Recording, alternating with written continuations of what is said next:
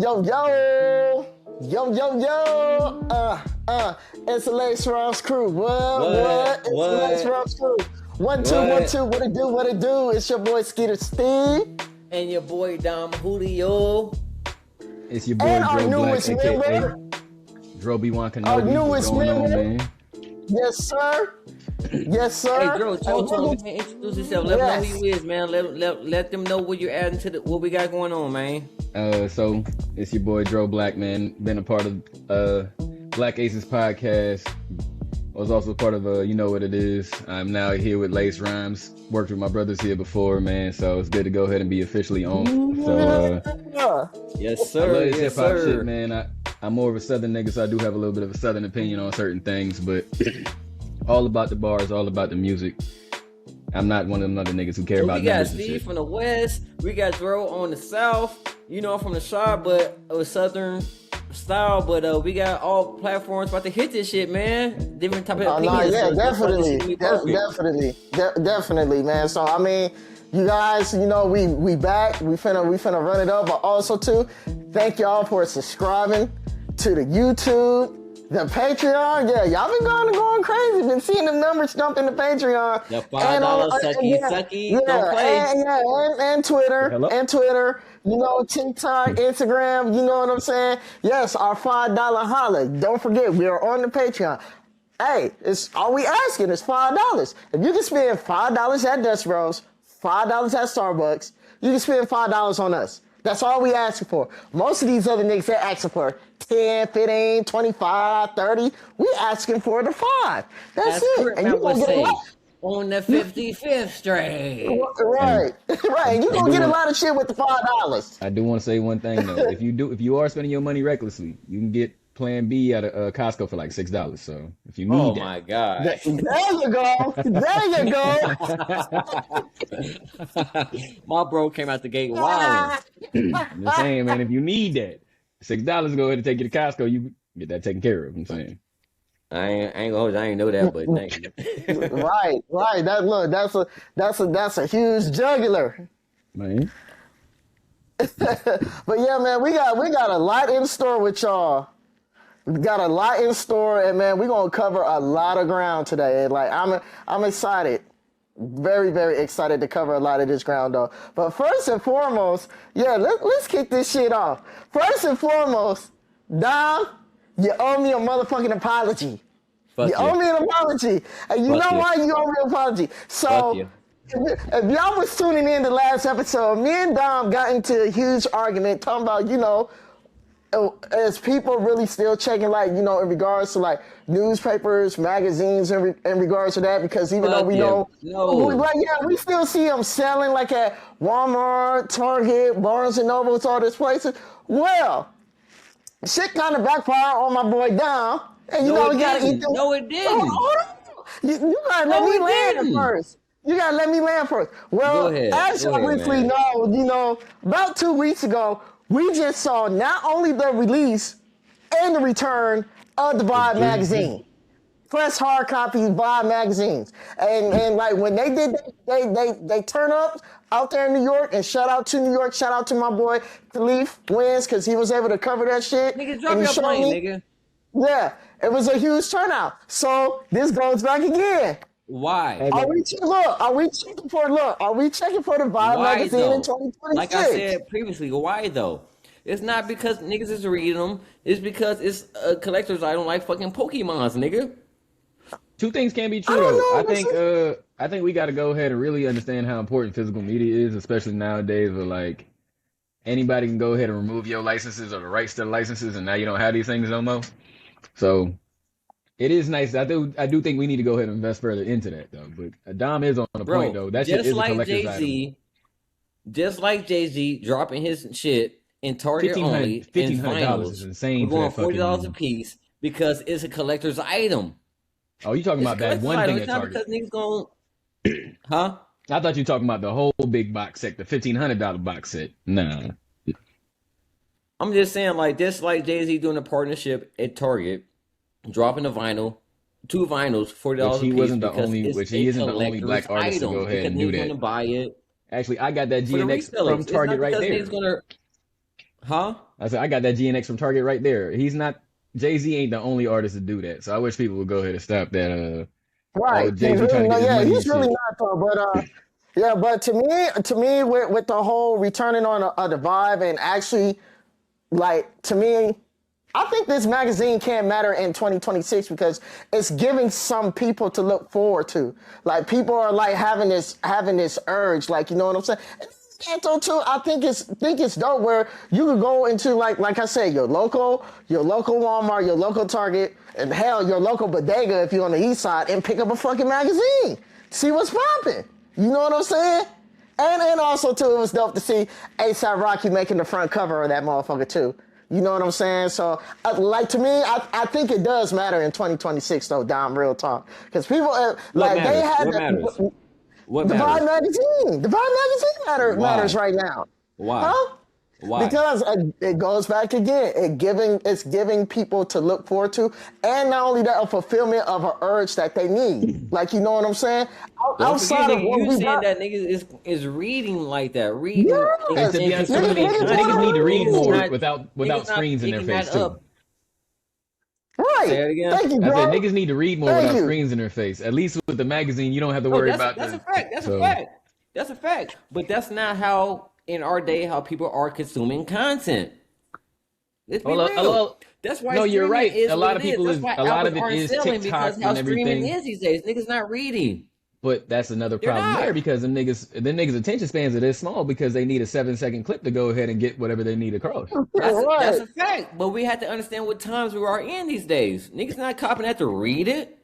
Before they copped that magazine, whatever, they read everything that's in there already.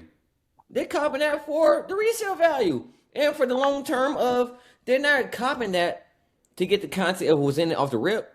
They got the content before that motherfucker was dropped. Well, I'm gonna give you a push. I'm gonna give you some pushback because in regards, maybe not the Gen Zers, but one thing for sure, the millennials and the Gen Xers, they are picking that motherfucker up to read it. So you got two generations that are willing to pick that up and to read it after what?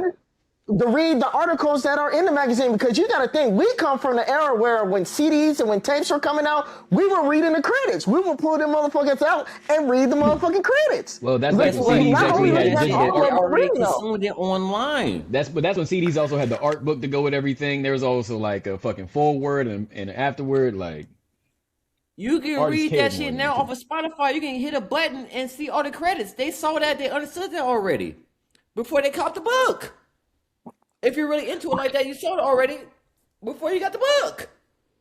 Yeah, man. But either way it goes, you might see something, you might pick up something that you probably didn't pick up in the song. That's what I'm saying. That's why you still have hip hop journalists. People like Rob Martin, Angie Martinez, you know.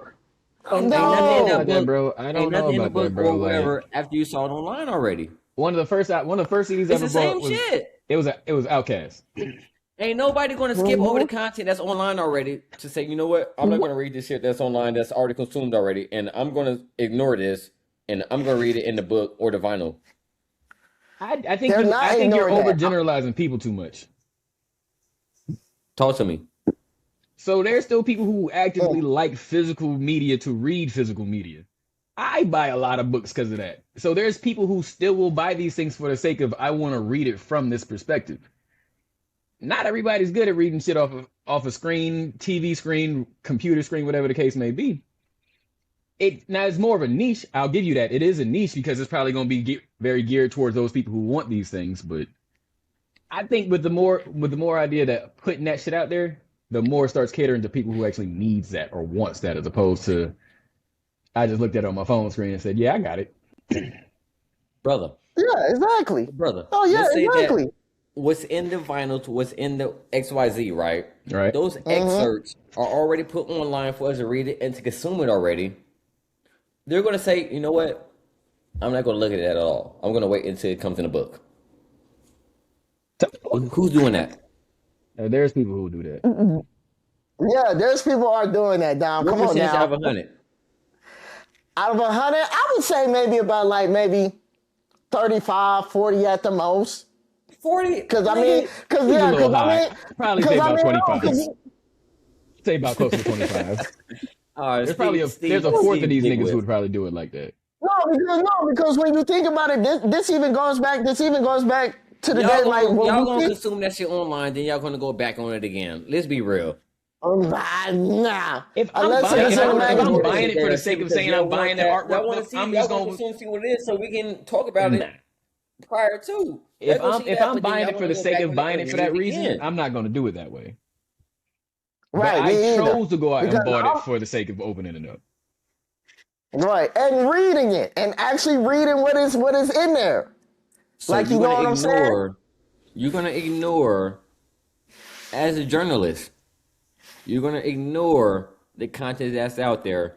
You know what? I'm not gonna read that content as a journalist. I'm gonna wait until it's on the vinyl. It's not the fact that it's not the fact that you're ignoring it. But the simple fact is now you have another outlet where you can go to, and you have some people right now in this world that actually like to read, going and picking those things up. You have another outlet. That's like going back. That's like a book. That's like a book. You can either buy a digital copy or a hardback. You still have motherfuckers that buy hardback copy books.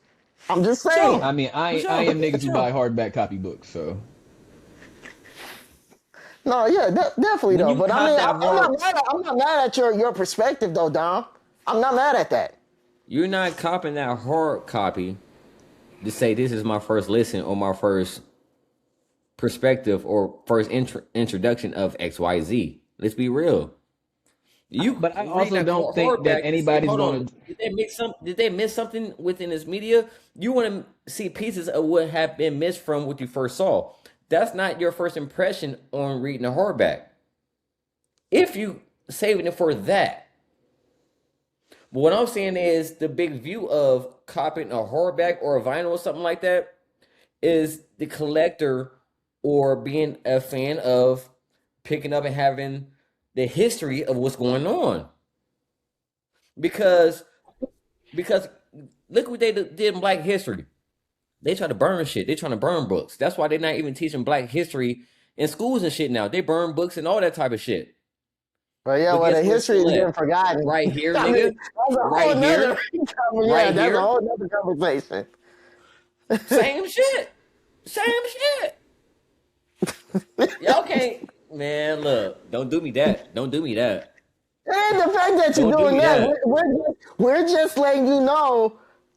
People are actually checking for that shit. I see both sides of the conversation. I see what he's saying. I'm just saying the reason for it.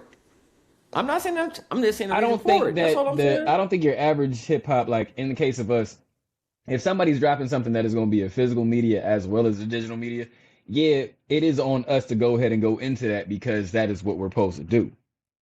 But for the person who is the casual rap fan who bought this for that purpose, they might go ahead and be the ones to save it for that purpose. Yeah, so I see what both arguments are saying. Definitely. Yeah, definitely. I mean, so I do see what he's saying though. There's gonna be more people who want to look at something first. I do understand that. Yeah. No, which is fair. So y'all let us know in them comments. Can Vibe magazine matter in 2026? I really want to know. Not the paperback, nigga. No. Does Vibe have a digital storefront for it or digital? Yeah, they got. I don't know a digital storefront, but I know their website is still up, and you can buy it. You can buy it from the website too as well. So I mean, that's dope. Like I said, that's dope. I think that's dope. All right, moving on. From what I have been seeing, this has been nasty. It's one thing when you get into it with family members and with your cousins, but it's another thing when it's out in public, and that shit is nasty when you see two family members fighting. And I'm talking about this whole Daz versus Snoop situation with the whole Death Row publishing. And then, not only the Death Row, come to find out, not only Daz is going after Death Row, he's going after the Tupac estate too as well. But Daz is on Vlad TV talking about they still brothers, they still good though. That's what confused me. That's what I'm trying to figure out. Look at them Griselda niggas. Yeah. Yeah, but here's my thing. This is the part that kind of irks me from Daz. Like, you waited all these years, now you want to go after your cousin after the simple fact, and let's just put it out there. Nobody, and I mean nobody that was on the Death Row roster in the 90s help him to go get the record label back. At one point, the record fucking label was owned by Hasbro Toy Company. So when Snoop got it back in 2022, he had to clean up everything by himself, using his own money to clean up everything by himself. But in that realm, who has the money or the relationships to do what Snoop did? Let's be real. On that side, who has the bread, who has the connections to make that happen? He had to. He was the only person in that space who could do that. It's right for him to do that. Now it's on Snoop to do the right thing once he got that. My big beef with this because is that there's still people in that situation who says that they still haven't got their fucking rights back. Them two niggas, niggas can all. Them niggas are all in the same spaces. Now, granted, Snoop is a lot more global than he ever has been, especially now that he's like the face of everything now. But right. There's no reason why niggas should be doing interviews for these conversations, because now we're in a lot of this is shit that we should never be able to talk about for real at this level. That's a fact. Now that it's out here, I mean, yeah, it's out here for us to talk about, but I'm tired of now, like, my OGs, the OGs that we grew up with, becoming internet niggas or running to the internet before addressing a lot of shit the way it's supposed to. No, yeah. And then we'll talk about it on fucking paperbacks, nigga. You ain't gonna let this paperback shit go. Let's be real. Like, come on. Yeah, I remember this nigga. This nigga, no, but going back to like what I'm saying, like, but what makes it even more nasty, like, even just on Dad's part, what I'm not liking, now you low key dragging his kids into this shit. And his son Spank spoke up. His son was all like, yeah, when niggas wasn't fucking with my music, Daz, you was the only cousin that was really believing in me, pushing in me. But to see how you're acting not towards my dad and like now my family, it's not cool. And he gave him that one warning. He was like, yo, like this need to stop. And this even goes back to like to your point, Dom, like what you're saying. And maybe this is me in the mind of the Snoop. If I'm going to go get Death Row, I'm probably reaching out to everybody, letting everybody know, hey, Corrupt, hey, Lady of Rage, hey, Daz, look, this is what I'm about to do. Can any of y'all, if y'all want to jump on this, y'all can jump on this. But if y'all don't want to jump on this, I'm doing this all by myself. So to me, maybe it looked like he probably gave niggas the option to help him to get the Death Row back, and maybe the niggas declined. But now all of a sudden you get it back. Everybody else is not tripping, and from what I was telling her, he was taking care of everybody. So now the only person that's tripping is Daz. Daz talking about, oh, I made those beats on Doggy Style. I made those beats on how much are the royalties this nigga's owed? Because it better be for something. It better be for something worth it for doing all this shit. I don't give a fuck if it's $50, nigga. What's mine? I need that. But what help could they have gave him to get that back? They didn't have any leverage, any relationships to say, hey, I need that. They couldn't do nothing on that level. You should get your just due. However, if you doing this and it ain't coming out to more than like a 6-figure number, you just made this a very public beef for no reason.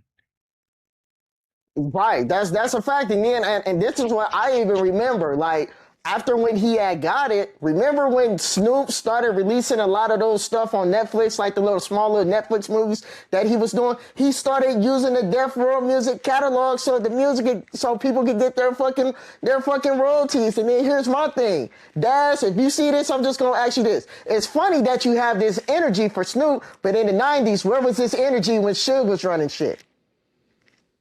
I'm just saying. Where was this energy at when you was up in there making all the beats for All Eyes on Me, Doggy Style, and this and that? You didn't have this energy for Suge, but decades later, Snoop buys Death Row. Now you got all this energy out and you got your chest out. What's up? I'm not understand. Help me make it make sense. Nigga, Suge was hanging niggas off balconies. I'm about to say, bruh. Snoop ain't doing that. What you talking about? I mean, Snoop did beat that murder charge, but outside of that, I don't think Snoop was gonna do nothing like Suge was doing. Nigga. Exactly. Before Suge bitched up, was getting knocked out and shit, and went to jail for that bitch ass shit. You was about to try Suge on that. You wasn't. That's a fact, dog. That's a fact. But and Suge got off so long for what his name was and what he was known for doing. My hours are from 8 to what, nigga? Look, like Red, my hours are from 9 to 5. 9 to 5. 9 to 5, nigga. No, yeah, but overall though, man, I think it's for me, it's just distasteful and just nasty to see. And then just not only that, too, like, Snoop just coming off of, I think, one of the biggest things that, like, he done like this year for the West Coast, because they just built a whole auditorium in Long Beach, literally. And they allowed him to do the first show there. They sold it out. So not only by him selling it out, he brought a lot of the younger West Coast artists on that stage and allowed them to shine because they doing something for the city. And then seeing him still want to hate all them bitch ass niggas on stage and all like that. Bro, stop. So look. So if Daz hasn't gotten his bread from Snoop, he doesn't have money from that point. You fault him for going to social media, trying to make a bag there to recoup and get a bag somewhere. He hasn't got it there, so you don't think that he should utilize the social media standpoint to get his bag? He got to get it somewhere. I mean, my nigga, sure, but you understand are you performing or are you giving something out to folks? Or are you just telling people, hey, this nigga didn't give me my money because of the fact that I sat up here and did the music on the Chronic and Doggy Style? But guess what? And the Chronic and Doggy Style and All Eyes on Me, damn near 30 years old, 40 years old. Still getting money. It's still getting streamed. It's still getting that. And that's why he's complaining about not getting his royalties, whatever it is. Put a number out there, bro. So if he's not going to get that, why not go to the podcast? Tell me a minimum number for me to be like, all right, man, this is right. Give me a number. Yeah, give me a number, because I mean, for me, like, that's like Dom. Like, if me and you tripping, nigga, I'ma call you. I'm not finna air our grievances out on social media. To me, when it comes to family, that's something you just don't do. Like we're tripping. You don't think he had a conversation with him before he went on live? So y'all don't think he had that conversation with him before he went on live? I don't think so, bro. I don't think so, bro. If Daz really had this conversation like he should have, Daz could have went straight to the lawyers. Why go online? I mean, on the interviews, he says that him and Snoop still has a decent relationship, like they're still brothers. I'll put a clip up. I'll send it to you. It's hard. Well, I'm saying that if it's hard to go ahead and say that. If it's different, if me and Steve talking about, this is my brother, but now I'm over here on another platform saying, man, that nigga owe me $2,000. That's my brother though. It do look a little crazy, don't it? It do. That shit does look funny though. Like, no, it definitely do. It definitely do look funny though. I ain't mad at no nigga trying to go get his money, but which way are we doing this? Nigga, get your bag there. We rekindle that. I'm gonna get that too. You gotta understand where the bread at. That's a fact. It's just for me. I want Dad to get his money. I want Dad to get his money. I just need to know how much. Y'all can do a pot together and get our bread together again. Right. Because like I said, I don't hear Lady of Rage tripping. I don't hear Corrupt tripping. I don't hear the rest of these other niggas tripping. He's the only one that's tripping. I'm not gonna lie. If Corrupt came out and said some shit, now I'm definitely like invested. Okay, I'm with you. If Corrupt came out and said something, I'd be like, okay, Snoop, you might need to fix this. But y'all looking for a whole campaign before he speak his piece.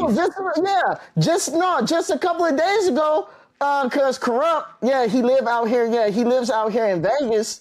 He got on, seen him wearing the whole Death Row Records shirt and shorts and shit, wearing the merch and shit. So if I'm seeing Corrupt wearing the merch and everything, to me, that just made me feel like we're good at some point, like literally. And it's probably just them two just really tripping. I'm all like, dog, like, come on, get your act together, get your shit together, my nigga.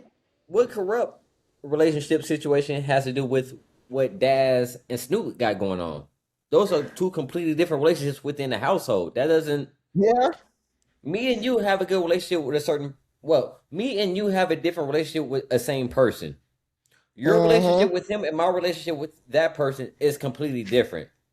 You get what I'm coming at? Yeah. That is a fair argument. That is a very fair argument. Put them together like that. You know what I'm saying? No, yeah, definitely. Definitely. Julian, your relationship with Julian is one thing, right? We add Dro in there. Those are all different things. You can't gauge. You know what I'm saying? Like our everything's different, so you can't gauge what Corrupt does to with Snoop with what Snoop does with Daz. Like it's all different relationships, how you handle shit. No, yeah, that's a fact. That's a fact. When I was fucking with I-15 and them when they were signed to Zone 4 and Polo the Don, right? Everybody had their own deals. This nigga Pyro got signed to a whole crazy 360 deal. I think JR Castro was signed to a crazy deal. Flash was signed to a crazy deal, and Hit Boy was signed to a crazy deal too, right? JR Castro and Pyro was still stuck to them forever for a certain amount of deals, right? Right. Hit Boy had a way out, but his relationship was different to them, and he was like, you know what? I'm gonna resign because the bag there, our relationship is different than the other niggas you dealt with, so I'm gonna keep fucking with you. So while the other two, while Pyro and JR are trying to get out of that to go with guys to go to other people, they like, man, I'm trying to get out to this and bullshit.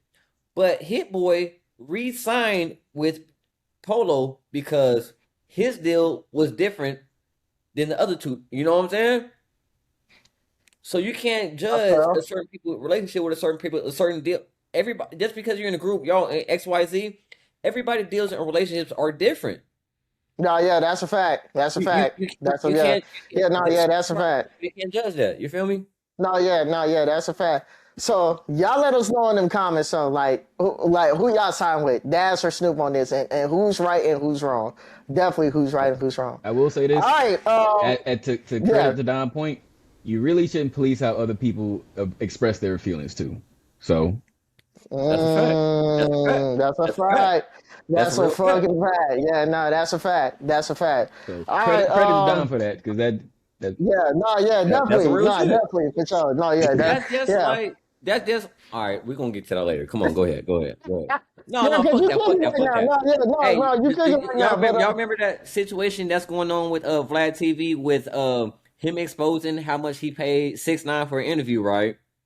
And now you got people like Ari Spears and Boosie. Like, hold on, y'all pay him for this much? I feel like I'm worth this much now. Well, Ari Spears also got to realize he's Ari Spears, my nigga. And Boosie had to understand Boosie, who he is, doing the numbers he is, versus what 6ix9ine was doing at that point. Yeah. So you can't say, I deserve this is XYZ because this is what I feel. No. My relationship is this with him because this is the numbers he's doing. This is my relationship with you because this is the numbers that you're doing. So everything's going to be a bit different. So you can't feel a certain way about how he's dealing business with you on what the business side is saying. That's a fact. That's a fact. That's a fact. It is. Yeah. So again, y'all let us know in them comments for real. I want y'all to really let us know. Moving on. That nigga is facing 18 months in prison. Hey, nigga, I looked at that paperwork, nigga. When I looked at that paperwork, oh no, come on, go ahead. No, I ain't. Don't start something and not finish it, my nigga. I ain't gonna do that here. No, we already did. We can get into the next topic after. So you might also get into the paperwork because it's another paperwork that I want to get into I feel like it is out there. The paperwork is out there. I'm gonna say this because we can get into two of them. Boosie is shaky, but I'm just gonna say this: Shiesty ass is cooked. He's officially cooked. Turkey bacon. Hey, did you see it? Did you see the names? Did you see the names in that motherfucker? Yes. Well, fuck it. We're here now. We're here now with the Pooh Shiesty. So let's start with the Pooh Shiesty first. So, bruh, they then got Big 30's phone and got the footage of the robbery off of his phone. Them niggas say this nigga Pooh Shiesty got 100 niggas. At some point, we're really going to see the whole footage of Gucci getting robbed on camera. Them niggas say Pooh 60 got 100 niggas on payroll. Right, and then it didn't stop there. It didn't stop there. The one that really got me, these motherfuckers had a whole Discord about it. A whole fucking Discord. I'm like, why would you do that? Why would you do that? Now when I seen that, I ain't gonna hold y'all. When I seen that, I ran back the Gucci Mane diss, and when that line when he said, play stupid games, win stupid prizes, that shit hits a little bit harder now. It hits harder now. I still hated the fact that nigga made a song, but damn, that motherfucker show is kind of prophetic at this moment. My nigga rap, but hey, but, did you see that nigga security? Did you see that nigga security guard wrote a letter to the judge? Right. That nigga security guard wrote a letter to the judge saying that I do not feel safe. What he say? What he say, Dro?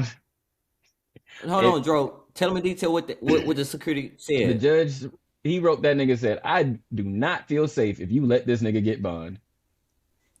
Hard paraphrase. He really did. Yeah, he really fucking did. Text messages came out with Pooh Shiesty calling out shooters and a text message saying, "Hey, I need 6 niggas to come do." Them niggas said he might have 100 niggas on payroll ready to go do some shit. Then niggas was looking for, niggas was hungry. Niggas said, "Yo, what are we doing it? Where?" And then the kicker for me is the nigga out of all people, he persuaded his own fucking daddy to be a part of this bullshit. Like how? That nigga did, and in a lot of his songs, he said his dad was his first Code D, bruh. My daddy was my first Code D. No understanding. So his daddy been taking him out here on these fucking dummy missions. Let's back and up then, just a little bit. And then the part that kills me, ain't he on probation right now? Yes. Brother, let's back up a little bit. This nigga is on an ankle monitor on probation. So they're tracking everything you do. He wanted to go to the studio to do XYZ, right? Mm-hmm. He hit up his probation people and was like, hey, can I go out here to do XYZ? They say no. And you go do it anyway. Like an idiot. Like an idiot. Lie. The fact that you was able to get 6 other idiots to go ahead and agree to this, why didn't you just send them niggas down there? Right. What the fuck did Pooh Shiesty have to be there for? Right. Because I'm pretty sure, bro. Have to be there. That nigga 30 that met Gucci. While he was doing this shit, his dad was like, "Hey, your daddy done met Gucci, bro. Send them niggas down there." Right. Exactly. Exactly. And so and now, like as a public and people on social media, I'm just gonna say this: a lot of you motherfuckers owe Gucci Man an apology because Gucci ain't snitched. Yes, he did. Yes, he did. He ran it like a motherfucker. No, but all of this that came out, I still believe Gucci did. Is it? But is it snitching though when that shit happened at the studio? When it's not just Gucci, it's Gucci, his security, the fucking the beat maker. There's a couple of people in that motherfucker all up in that bitch now. Now understand how it transpired. The nigga made an insurance claim on his stolen shit, so he had to name out people who stole his shit. That's ratting. That's ratting. He told him XYZ for his insurance claim. He ratted. Yeah, but then again, we know that's when his security guard came out and now the we know hella niggas that have insurance claims on fucking artists. Like it's unfortunate, but this is fucking industry that we're in. Right, so Steve, check this out, Steve. You at the party, right? Jugging, doing your shit, getting on bitches, right? Somebody steal your phone. Right.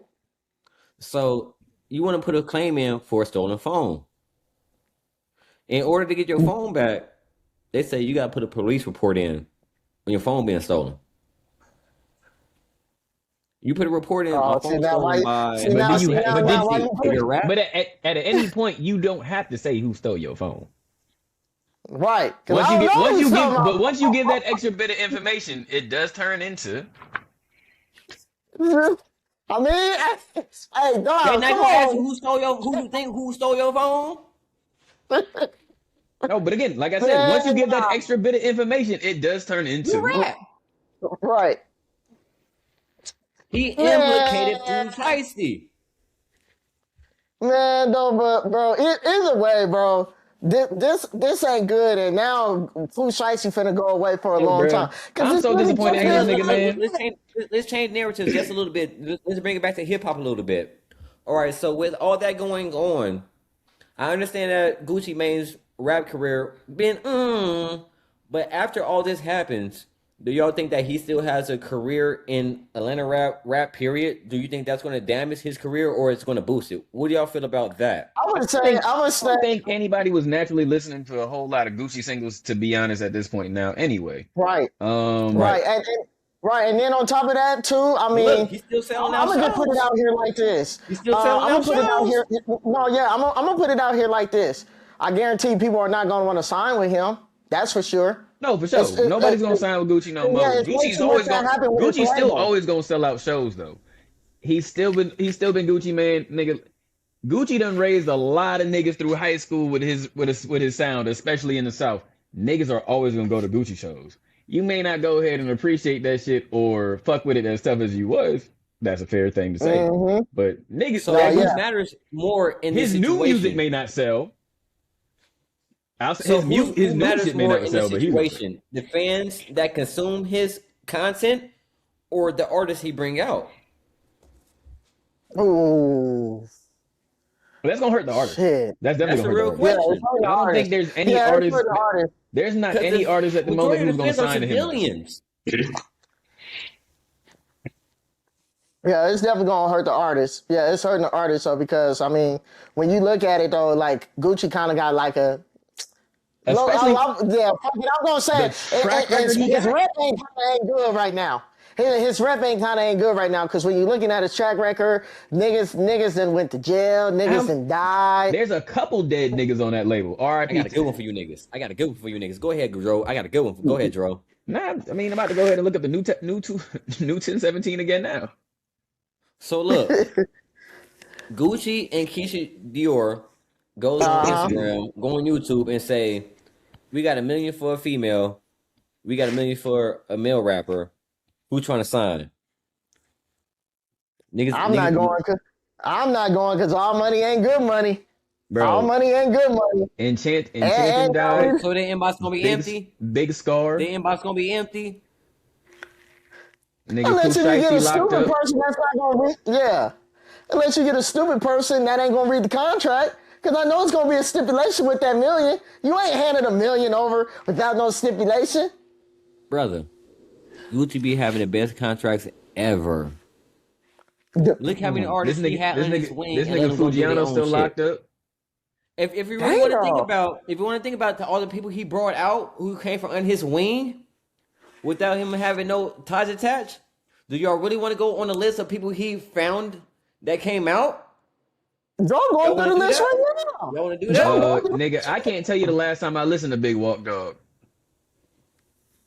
Nigga, we can go way back farther than that. I mean, I'm going back right now, like, damn, R.I.P. Slim Duncan, man. I forgot. Damn, R.I.P. Slim. His name's way bigger than that. R.I.P. Slim shit. Yeah, he did have a lot though. I ain't gonna hold you. He really did. He really had some motherfuckers on there though. But he had relationships and didn't even put them on the contract. Just use his likeliness to put them on versus people he put on contract and let them go and do their shit because he can do that with them. He let them go and do their shit. Like, come on, his network, his nigga, come on, man. I mean, Gucci does not have a very good family tree when it comes to this label shit. That's what shit show. That's hell. But I'm saying for the people he let go, that was bigger than what he could do for them. He let them go and got his bag and let them do them. Flocka, OJ the Juice Man had a couple years where he had a very good career. OJ he don't count. That he was still under 10-17. These niggas still had a good career. I'm saying. Thug was with him for a little bit. Sure. Tommy Quan had a little bit. Definitely for sure. Future was on 10-17 at one point. I think this. Oh wow! Now that's true. I didn't know that. I think this list is cap. I gotta go because. Right though. But yeah, man. Y'all definitely let us know in them comments how y'all feeling about this Pooh Shiesty situation. All right, so Dom, being that too, like And I ain't gonna lie, this nigga don't get a lot of credit though, but his early shit, I ain't gonna lie, I really fuck with his early shit. And Don't being say that no bullshit, bro. Rick Ross is dropping too. Rick Ross is dropping this month too as well. So this is a question I wanna ask both of y'all, because now that he is a veteran rapper now, he's up there now. Where would y'all rank him among the veteran rappers? Who? Rick Ross. Rank him as what? Where would you put him at as a veteran rapper? Because he's been around since like Rick 2005, Ross has some great albums. He's had some great verses. He's also said some questionable shit. He's not top 10. I'm not mad at that. No, he's definitely not top 10, but like,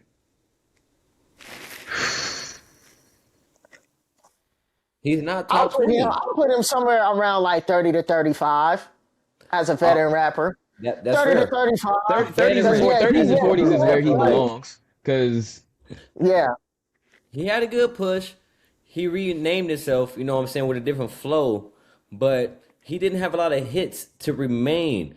He hung on to the antics outside of music. If we're talking straight music, he has some hits to get him going off the rip, but he did not have hits to keep him sustained.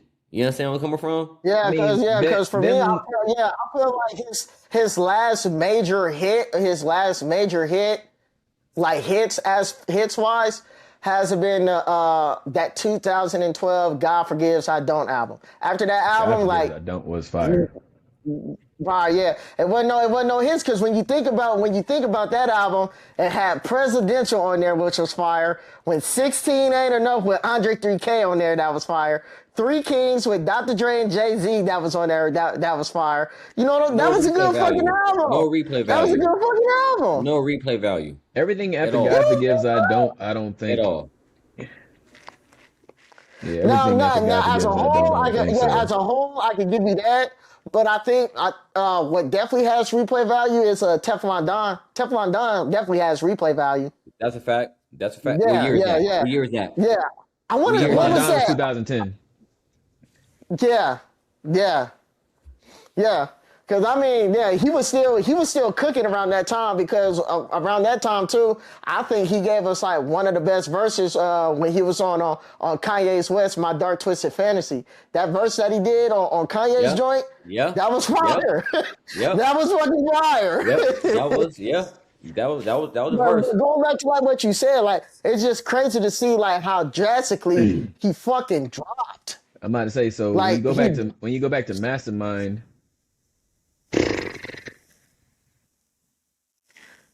What is that? I didn't really fuck with Mastermind like that. The Devil is a Lie? Yeah, I didn't fuck with that one either. Bitch, some of the truth. Yeah. Hood Billionaire? I forgot that dropped.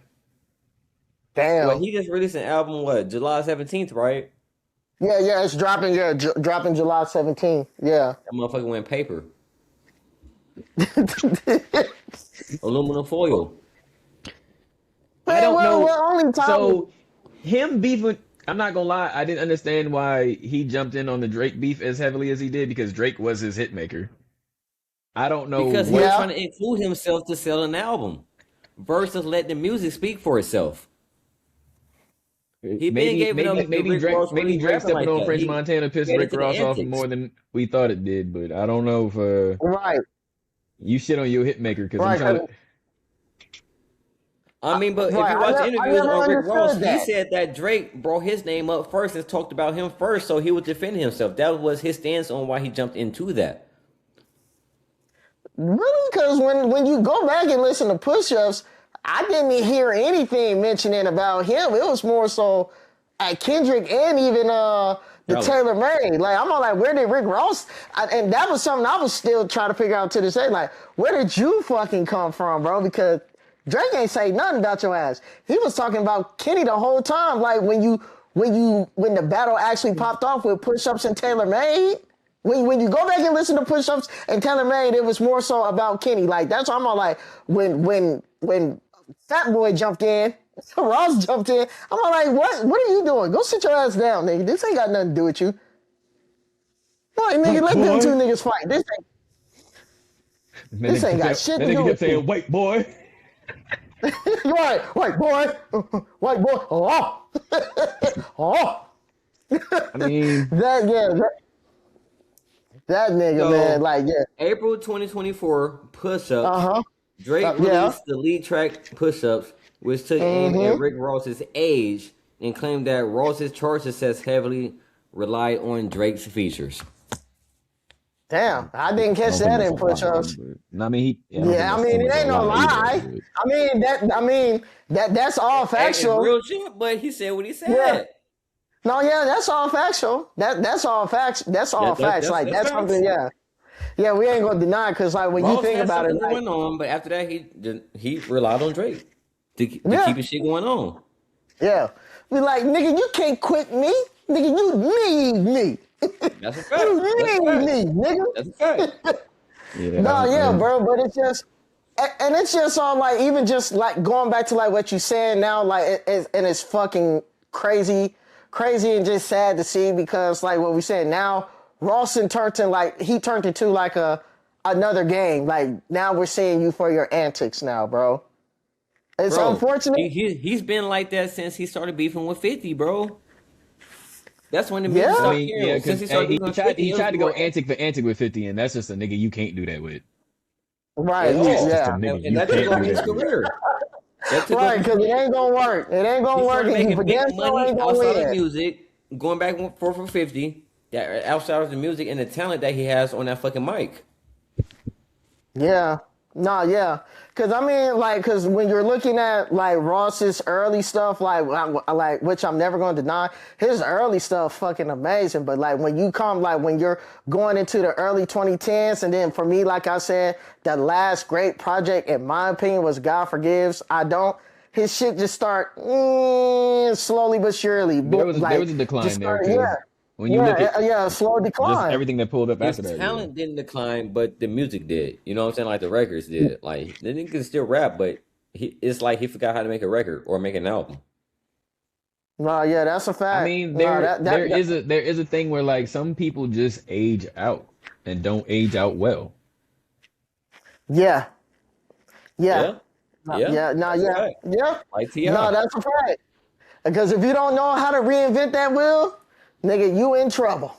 You are in trouble. I don't know if there's many other niggas from T.I. class who can go ahead and bring out another single like that or bring out an album to match that output now.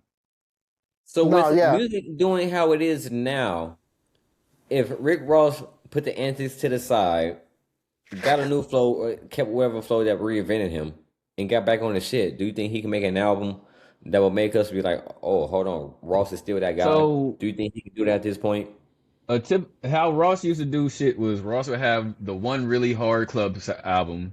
Then he'd have the little singing melodic joint. Mm-hmm. I don't know if Ross can make that really hard club album right now. Nah, yeah, because like what we said, like clubs are different nowadays. Niggas are not clubbing like that, like how they once were. We still have major artists that's in the club right now, so why can't he collaborate with them to bring something with him? He adds something to it to make it something. I think because maybe for you don't think that Drake can give Rick Ross collab that shit? Who is out now that you think could collab with Rick Ross to give him that though? Don Tolliver. He did it with Kanye. I wouldn't be mad at Don Tolliver though, but it's up to Don Tolliver if he would be willing. No, absolutely not. I don't want to listen to none of that shit. No, that depressed ass nigga in the club. Send that sad ass nigga to therapy, man. Right. Take your ass over there. Way over there. I don't want to hear that shit. Send that nigga to therapy, man. Pack that shit up, Dom. Yeah. Pack that up, bro. I got the young niggas. The first choice you know what? Hey, one thing I will say, Rod got these niggas feeling emotions that they probably never felt before. So at least there is that out there. But damn them some sad ass shit. I'm tell you, bro. Rod Wave got the young ones in the chokehold. I'm trying to tell y'all. It don't matter what the fuck that nigga say. And you know what? It ain't meant for me to understand. I did like some of his shit. Don't get me wrong. Some of that nigga shit used to go. But after a while, I can only listen to the same sad nigga be sad over the same shit. Right, for so long. For so long. But man, nigga, you ain't never found happiness? Right. Hey, that's his life. That's his story. Right. So y'all let us know in them. Y'all let us know in them comments, like right now, man. Like, can Rick Ross like really be ranked among, like, you know, a lot of them veteran rappers? Because we do want y'all takes on that. If anybody give him anything in the top 50, if he's anywhere in the top 50, that's good for him.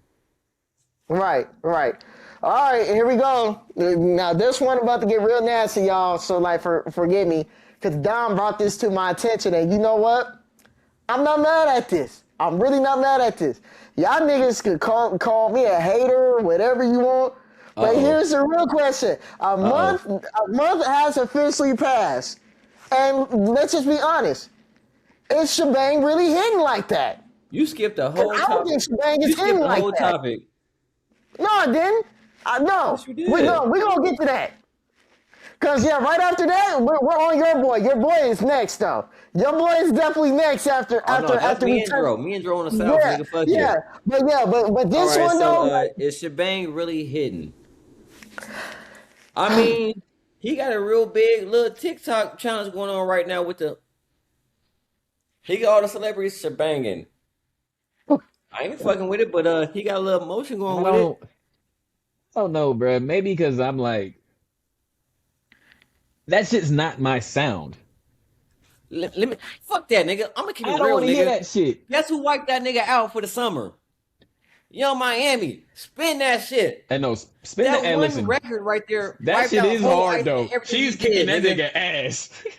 Everybody said that Drake got the shit for the summer with the 3 albums, whatever. Spin that came out, niggas forgot about Drake, nigga. Hey. On the niggas and the bitches side. Let's be real. Well, Dom, fuck it. Since we're here, let's do the 2 for price of 1. Because if we're here, fuck it. Spin that shit is fucking putting belt the ass to Shebang and Janet shut the fuck up. She putting belt the ass to both of them songs. All his shit, nigga. Ain't nobody talking about Drake no more. I still never found the appeal to Janet shut the fuck up either, but what is this nigga doing? Hell no. Teach me, baby. Who, nigga? Ain't nobody doing nothing to nigga. Everybody's on that, nigga. Look, hey, audience, y'all. I'm gonna tell y'all honest truth, honest to God truth. Kicking it with my brother. My mom pulled up in her car, windows down. Mind y'all, my mom is in her 50s. She's out here bumping, spin that shit. That's how you know. Wild. That's wild. That's how you know. That's how you know. Shout out to the boosters, man. Hey, Dro, boosters. Steve, if y'all boosters, please come to the comments and go ahead and get with us, man. Shout out to the boosters, man. For real. Dro, Steve, let's keep it real. After the first week and a half, maybe 2. Nobody has been talking about Drake or Iceman. None of that shit. You have to be a real Drake fan and still bring up that album.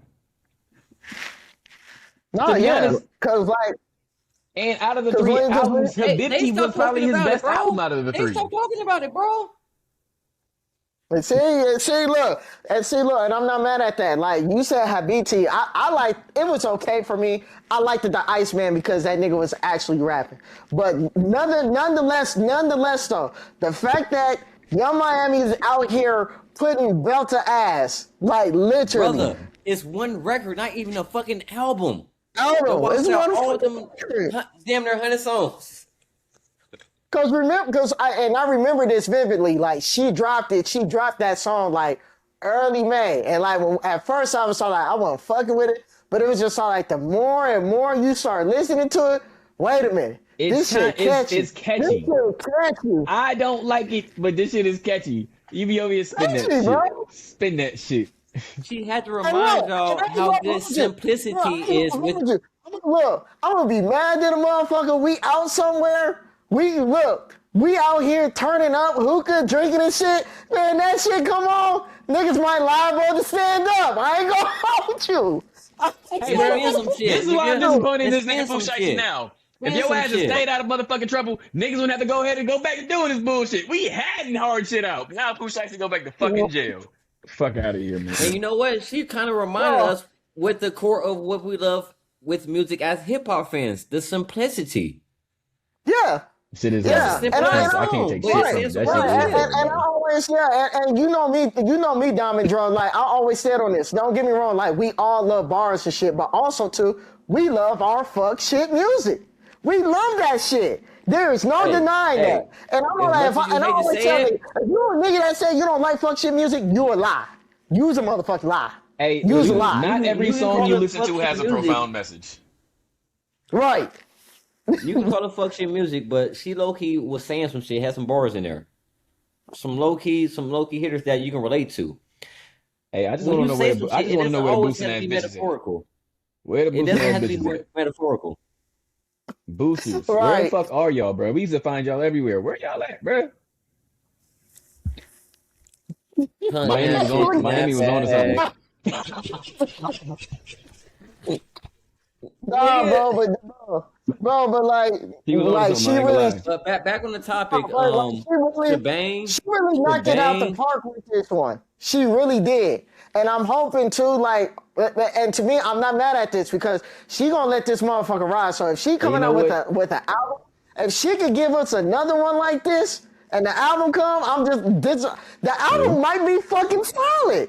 It might be fucking solid. She didn't look. She's 1 for 1 right now. So if she give us another one and go 2 for 2, man, look. You want to say? But back to the main subject though. As far as Shebang, but back to the main subject with Drake and Shebang, is that like that? Like it came and it went.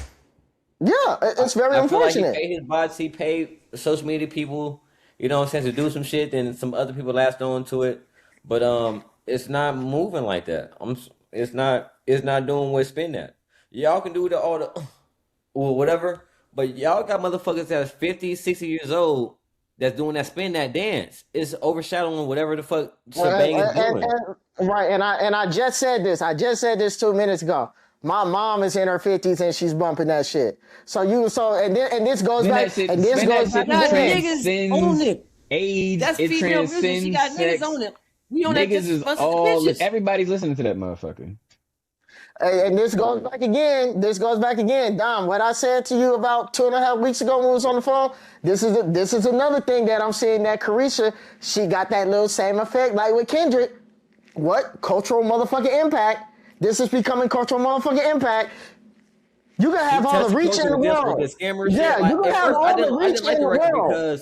At first, I didn't like the record. I was against it because I saw how the younger generation was, you know what I'm saying, latching on to it. We don't want our daughters on that scammer type shit. You know what I'm saying? Like, right. You can say some shit up, but you have to understand that certain music is fun music for one, and for two, you know what I'm saying? Like, it's a good ass vibe. I say, you know what I'm saying? Like, at first you have to start at home. I say that to say this. Y'all better be fucking parents to y'all kids so that way all these negative messages don't come across. That's a fact. That's a fact. Nah, you couldn't with that one, bro. This music is for entertainment purposes only. But outside of that, when you talk about cultural influence on the culture that she was reaching out to, the strippers, the scammers, the gang, whatever, that's a big part. Let's be real, that's a big part of what we do. The bitch hit home. Oh, she really did, and I'm just gonna say this: it was a fucking home run. Look, it would not surprise. Look, it would not surprise me. It would not fucking surprise me. Fucking Kendrick ass out somewhere dancing to this shit. It would not fucking surprise me. That nigga loves his bullshit music too. The only thing she's missing right now for our culture is a remix with the right person. Steve, imagine if she had Kendrick on that fucking remix, nigga. Imagine what he could say, his bars, his voice on, or the right. I mean, I'm not saying that he can't do it. I just don't think that collab will ever happen. That's not his shit. That's not his shit. I'm just saying, imagine that. If she gets the right person.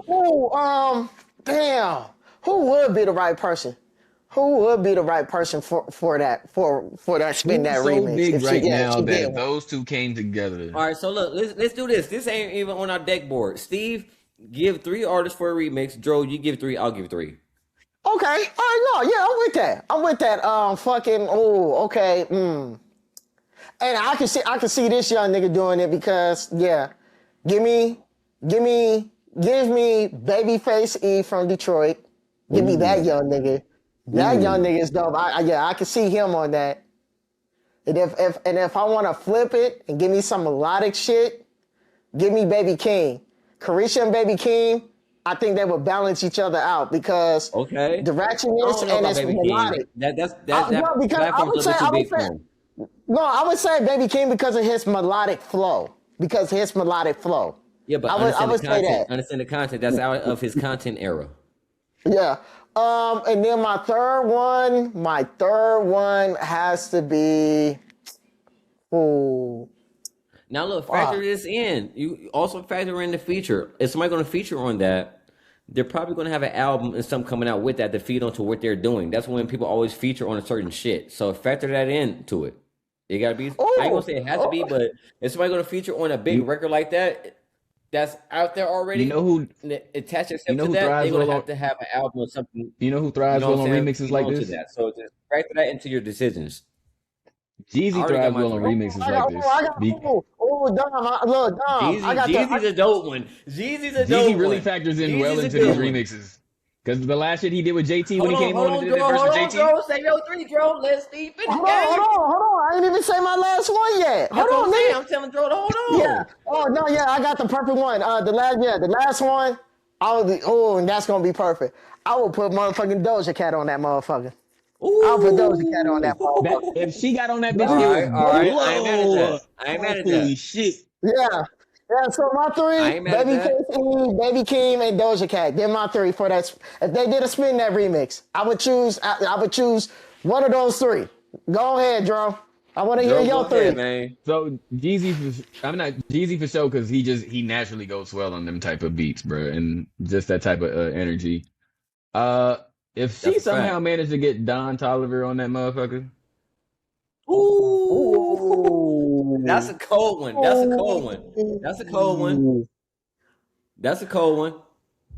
And again, Don got that melodic flow. He got that melodic flow. For sure.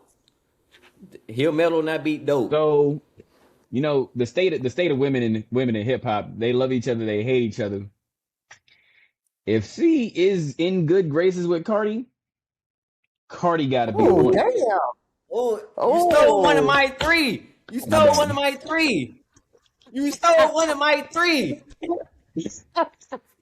My bad, dog. All right. No. Real nigga activity. All right. So my three. Look, all right. So my three would be. Now I'm gonna say this because Young Miami reached out to this artist before for a feature, and he just liked her comment but didn't feature it. But I would say Drake. Sorry. Okay, I'm not mad at that. No, for sure. Drake. For the sake of you get Drake on something, whether it's a good project or not, you gonna get about 500 billion streams. I at least got to give you that. I'm gonna say Future. He do have a project coming out. Toxic King project coming out. It'll make sense. You stole Cardi, so let me get one more. Drake, Future, and can't say Cardi. I would say damn, he stole Doja. I'll lob you one, Meg. I would say you know what? Lotto Okay, or I'm Meg not mad at Lotto. I'm not mad at that. Lotto. And Lotto can rap. Lotto can get a whole rap verse off. And Lotto actually really fucking rap. She really fucking raps. Lotto can rap. Yeah, so I can see that. For sure.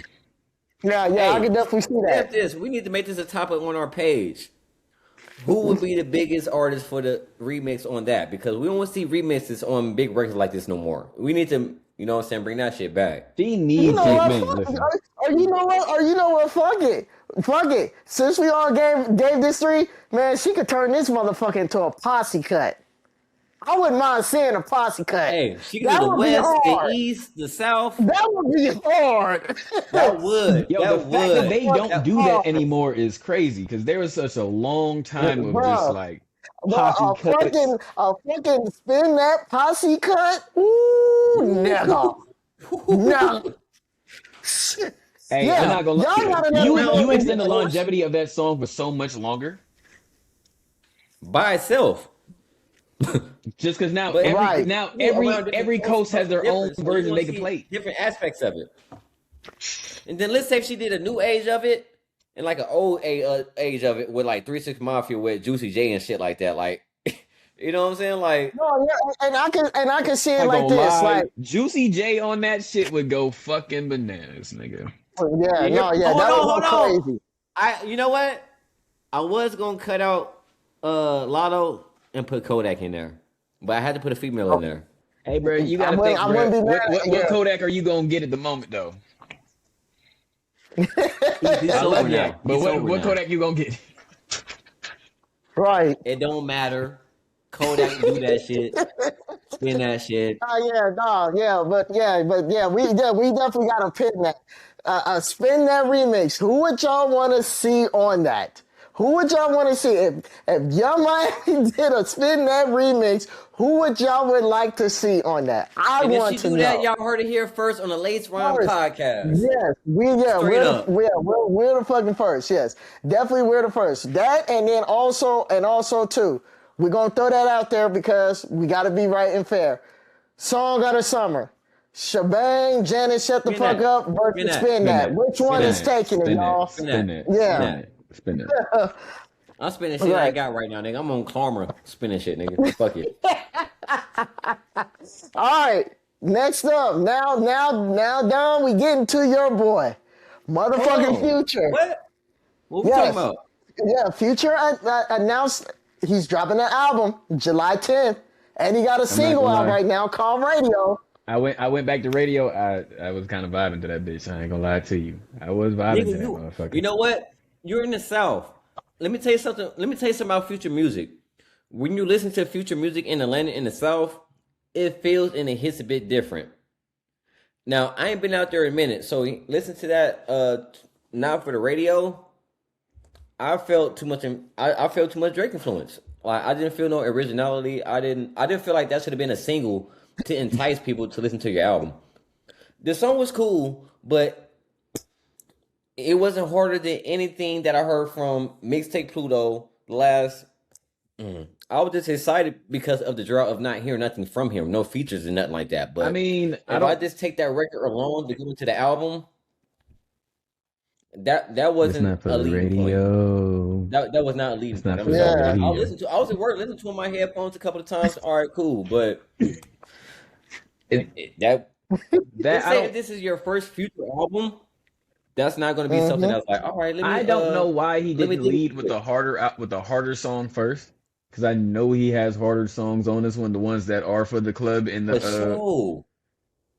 I do. I mean, it is kind of like it is a very Drake influenced song, but let's take that song. That's kind of in his lane too. Future can't do that.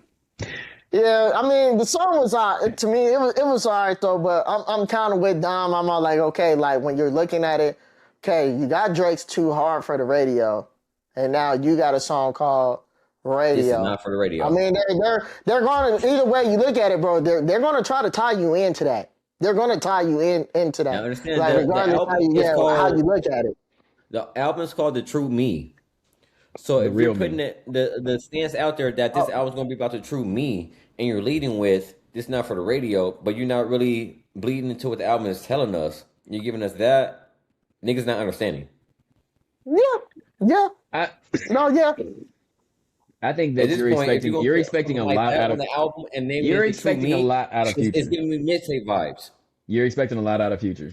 I think we have to go ahead and we should expect Future. Nigga, what? Listen to what I'm about to say first. Listen to what I'm about to say first. Right, my bad, bros. So, I do believe this is going to be a good Future tape. But good Future album. However, take this an album. I'm not expecting his greatest work. I'm expecting something different from his previous 2 or 3 projects at least. He just dropped 2 albums, this and Drake, one with Mixtape Pluto. I'm expecting something at least out of those 3. And for the record, I'm still mad at you niggas for letting that nigga walk in the room, fart, and looked at all three of them niggas and say, deal with it. I'm still mad at y'all for letting him do that. You gotta respect. And guess what? And Steve, guess what he gonna do with your fuck ass? He'll fuck around and have Drake on there and Kendrick on there and Cole on there. He'll fuck around and have everybody that's this and this shit on that album. Hey, I'm not gonna lie. If he get a Kendrick feature, that's hilarious. I'm not gonna go ahead and throw no shade if he get a Kendrick feature on that bitch. Yeah. No, listen to this though. He's been promoting that this is gonna be the album of the century. What's gonna make this the album of the century outside of this Future? I don't think so. And oh no, like I said, I did like radio. If he has both sides, let's say if he has both sides of what he started on an album. Right. That would be kind of hard. I ain't gonna lie, that would be kind of hard. You cannot count that out. You can't count that out. Hey, but I will say this though, for this to be the hardest album of the century, I don't think you start out with radio. Yeah, sure. Yeah, I'm with you on that. Radio was a bad start. Radio was definitely a bad start for sure. Definitely for sure. I did like the song.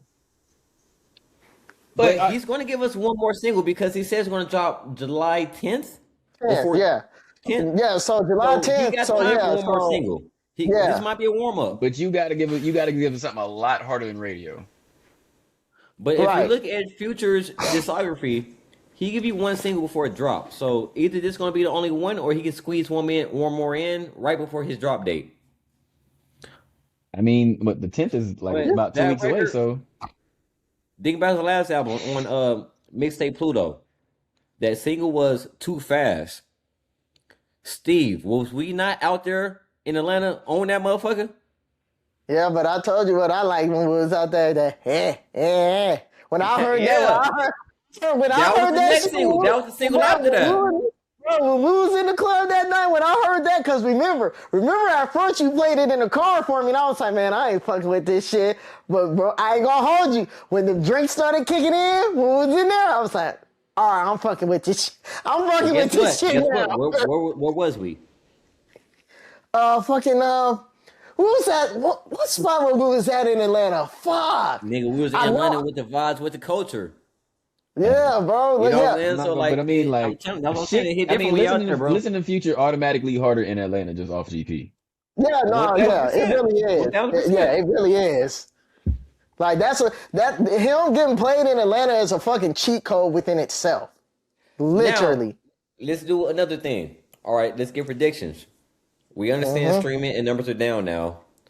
What do y'all predict he'll do first week? I ain't even gonna hold you. I would say maybe like 250, 260. Damn, that's high.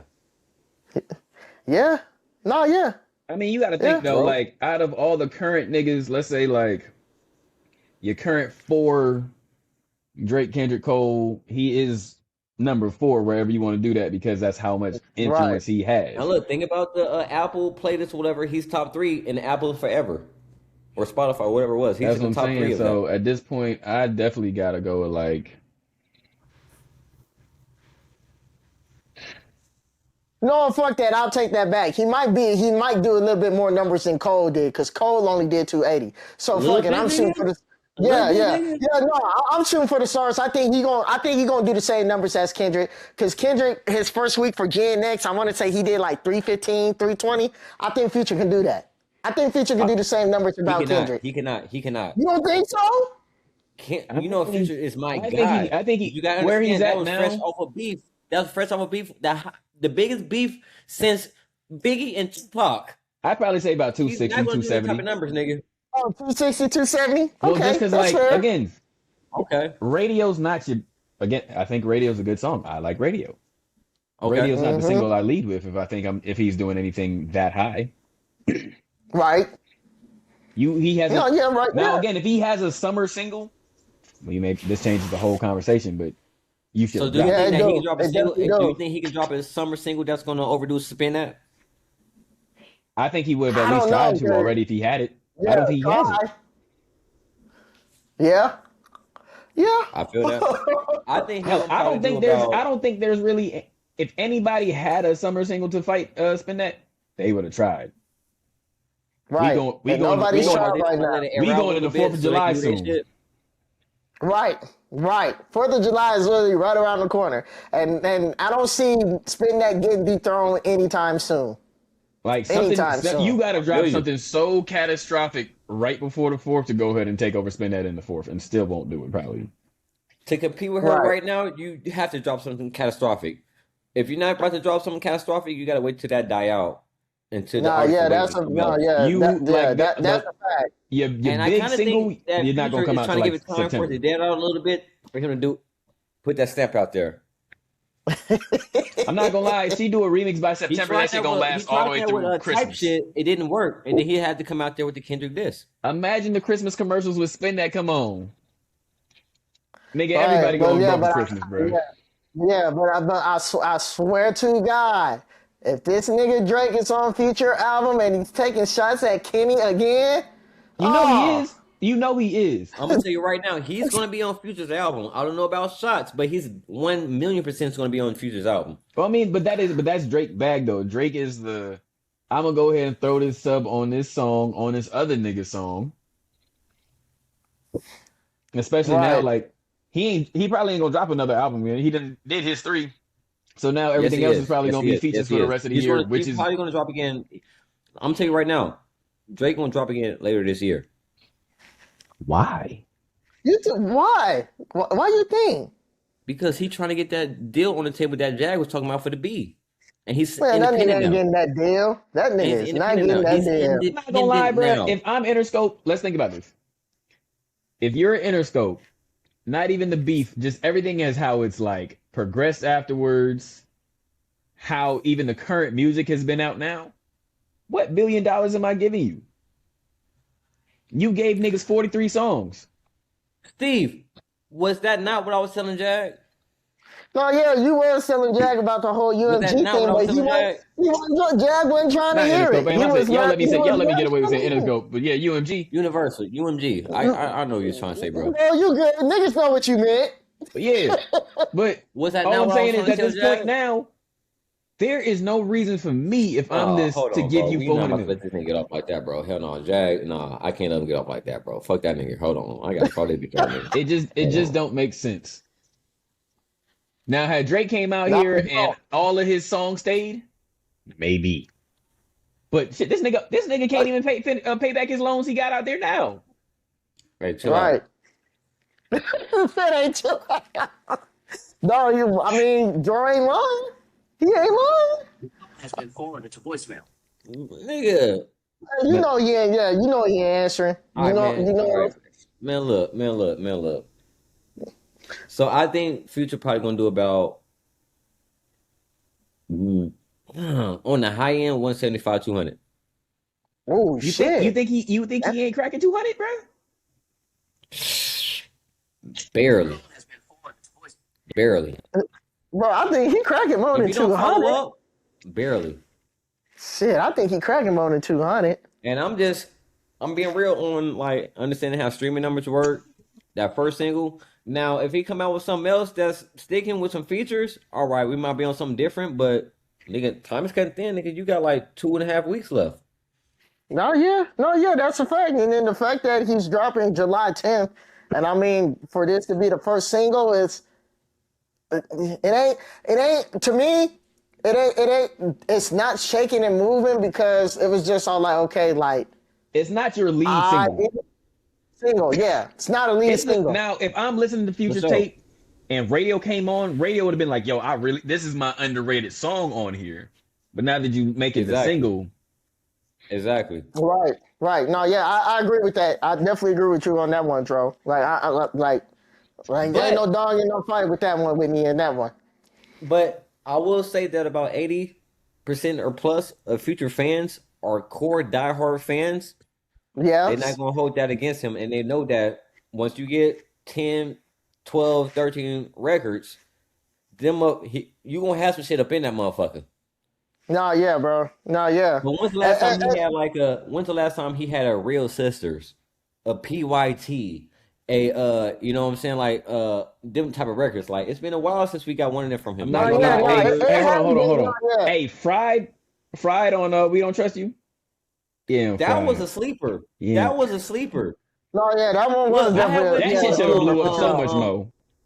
Nigga, I went to a Destroy Lonely concert, and before Destroy Lonely came out, they played Fried. The DJ was just playing Razor Prayer Fried. Nigga, they had a whole mosh pit. They opened that shit up. Niggas in wheelchairs was getting thrown in the air, nigga. The young niggas, they fucked with Fried, and that was not a single. That was a sleeper on the album. So that's what I'm saying. Like, you know what? The singles might be but his fan base is going to tune into the whole fucking album. So I could be wrong. Yeah. Because Future is Future. I'm gonna be real with his fan base. He cannot do any wrong. And that's the part that kills me. And I'm glad that you brought that up before we close it out on Future. This part that I don't be understanding. Let Dro get in there. Right. This nigga has 22 songs on this project. Wait, what? Ooh. It's a double disc? 22 songs. That's what Apple Music came out with. You know, you could add it to your shit. Damn, 22. You know what? Look, and I saw what y'all said was saying that y'all think albums shouldn't be more than 13 or whatever. 16. Future can break that. 16. Future can break Future. Like, man, you cannot get enough of his shit though, bro. 22 songs are nobody. Jesus. You can't tell me that you're giving me quality. I think there's a lot of people currently who can give you 22 songs of all quality. Yeah. Damn, 22 is a lot. Damn, the homie in Mexico right now, man. I'm supposed to be out there right now. Fuck, my bad, y'all. Yeah. No, that's a lot. I mean, going back to what you were saying, Dom. That's the part that kills me, because when I be on these fucking TikTok live panels, these niggas be saying Future is better than all three of them, and I be hating to bust their bubble. They said Future is better than Kendrick, Drake. But Future has that type of fan base. Future has that type of fan base. People really are like. And Dro, this is my argument, and this is my thing that always pissed him off. In his own lane, but not as a rapper. And when I say this all the time, they get pissed off, and I'm gonna say it again in the camera. Fucking Drake gave Future his first number one. He never had a number one until he got with Drake. Black out your camera. Black out your camera right now. You tripping? No, I'm not tripping. I said what I said. Drake gave him his first number one, and Kendrick gave him his first fucking Grammy. But you're like that. But niggas keep saying you're like that. Now we're on another topic. Hold on, slow down. I done struck a nerve. So, all right, I can respect what you're saying. So, do you think he would not have had that without them? Honestly, I would say no without them. Do you think he latched on to them, or they latched on to him from who he was? You got to think. I believe that Drake. No, I would believe that Tony Montana was like that before Drake. Turned on the lights and all that brought niggas out. Honestly, Future didn't need Drake on Dirty Sprite 2. Future could have did that whole tape by himself, which he didn't need that feature, and Dirty Sprite 2 still would have been what it was. Definitely. Now, on the other side for Kendrick, I felt like when he did King's Dead with him and J-Rock, I felt like Future wasn't needed. But Kendrick said he fucks with Future so heavy, he added him on King's Dead. Why? He added him on King's Dead. Why? Hey, Kendrick wanted that. Kendrick wanted that verse to stay there. So Kendrick chose that. Why? Yeah, why? As bad as I did like it, like what you said, Dro, Kendrick didn't say that. Future wanted that shit. Future wanted it all, but Kendrick said no. Future said, nah, nigga, I'm just bullshitting. And Kendrick said, nah, nigga, I like that. Yeah, with the... There we go. That's correct. You're wrong, Steve. Dro's right. Yeah, bro. That's why I'm on like now what you said in regards with Drake. I feel like the number one. I think he could have got the number one without Drake. But as far with the Grammy goes with Kendrick, yeah, he needed that assist. And that's a great fucking assist. That is a great fucking assist. I'm not mad at that. Bro. Did he not get a Grammy with Tim's and Drake? No, he didn't. He didn't get a Grammy for that. No, yeah, didn't get no Grammy for that. Bro, listen, he got a number one. If Drake had got that Grammy, Drake would have never shut up about it. Exactly. We would never heard the end of it though. But as for him getting his number one by himself, getting his number one by himself without Drake, I firmly believe that. But as for the Kendrick assist, I'm not mad at that assist. That assist needed to happen. That's kind of like with J. Cole. J. Cole never had no number one song until he got with Drake. No. I ain't going for this. So I ain't going for this slander. Hold on. So it's not slander though. That's what I'm just saying. But like I said, my issue is they be saying like, who was giving a real assist here? No, y'all look. I'm just gonna say this. This is what I be hearing when I be on these TikTok. Have gotten that Grammy without Future on that record? I think so. Yes. That was hard. There was hard. Him and J-Rock by themselves, they could have got a Grammy for that. Future's that brought so much motion and attention to that record that would not have been there, bro. No, because the opening line of the song, messing with that bullshit. You ain't really raw, you a tourist. This ain't what you want, this is what you want. It was all the shit already had the motion, bro. That on Twitter. Niggas wasn't quoting that and talking about that on social medias. They was talking about la-di-la-di-da, ooh-la, po-mina. Quit playing, bro. Quit playing, bro. I remember that. I mean, it depends on who would have been that. It depends on who would have been that third verse. Right. It really just depends on what they did with that third verse, which we'll never know. All that verses. If you replace Future with anybody else, if you replace that verse with what Future would have, would you replace that with what Future would have wanted to do, I still think it would have gotten that Grammy. If you would have replaced Future with anybody else, that shit would have been a filler. Sorry. I don't think so. I don't think about anybody else. You probably could replace that same verse with Schoolboy Q and it still would have done numbers. You put Thug there, that would have made a Grammy? No. But if you would replace that with Schoolboy Q, or you would replace that with no Grammy? What? I'll give you one in distance. For that record wouldn't have been Dro, I got it. I'll give you one in distance before he dropped the album after the Black Panther soundtrack. He about to say some like if shit. we're talking about replacement, I'll say you could easily put Travis Scott in that spot and it'll still get a Grammy. You can put Travis Scott right in that motherfucking spot and it'll still get a fucking Grammy. Because of the name. You still don't gotta. You changing the parameters now. You said because the name is still gonna get the Grammy. It's still getting it. The Grammy on that. Because Travis Scott will still do that same weird sound. He would have probably did his own la-di-da-di-da. Right. Give me one Travis la-di-da-di-da. Give me a standout bar like that from Travis. One of Travis' biggest records was with Drake. With Dickey on that. What's that shit called? Meltdown. No. Oh, I got one for you. And that was a big fucking record too. With that crazy intro. Sicko mode. Oh yeah. Sicko mode. Sicko mode. But even with the sicko mode. With the sicko mode, I could turn around it. I could turn around and say another big record was fucking Goosebumps that he did with Kendrick. I get those goosebumps every time. That was big too. That was fucking big. And that wasn't because of Travis. That was because of Kendrick. That wasn't because of Kendrick. I mean, Travis. That was because of Kendrick. Now let's not disrespect the hitmaker that Travis Scott was for such a long time. Right, that little small little piece. That nigga was a hitmaker now. Let's not do that now. Look, because 2017, 18, he did fucking cook. He did cook. He cooked those 2 years. The world is a thing because of the fact this nigga had that type of level of hits. Let's not do that. Because there was nobody fucking else like that.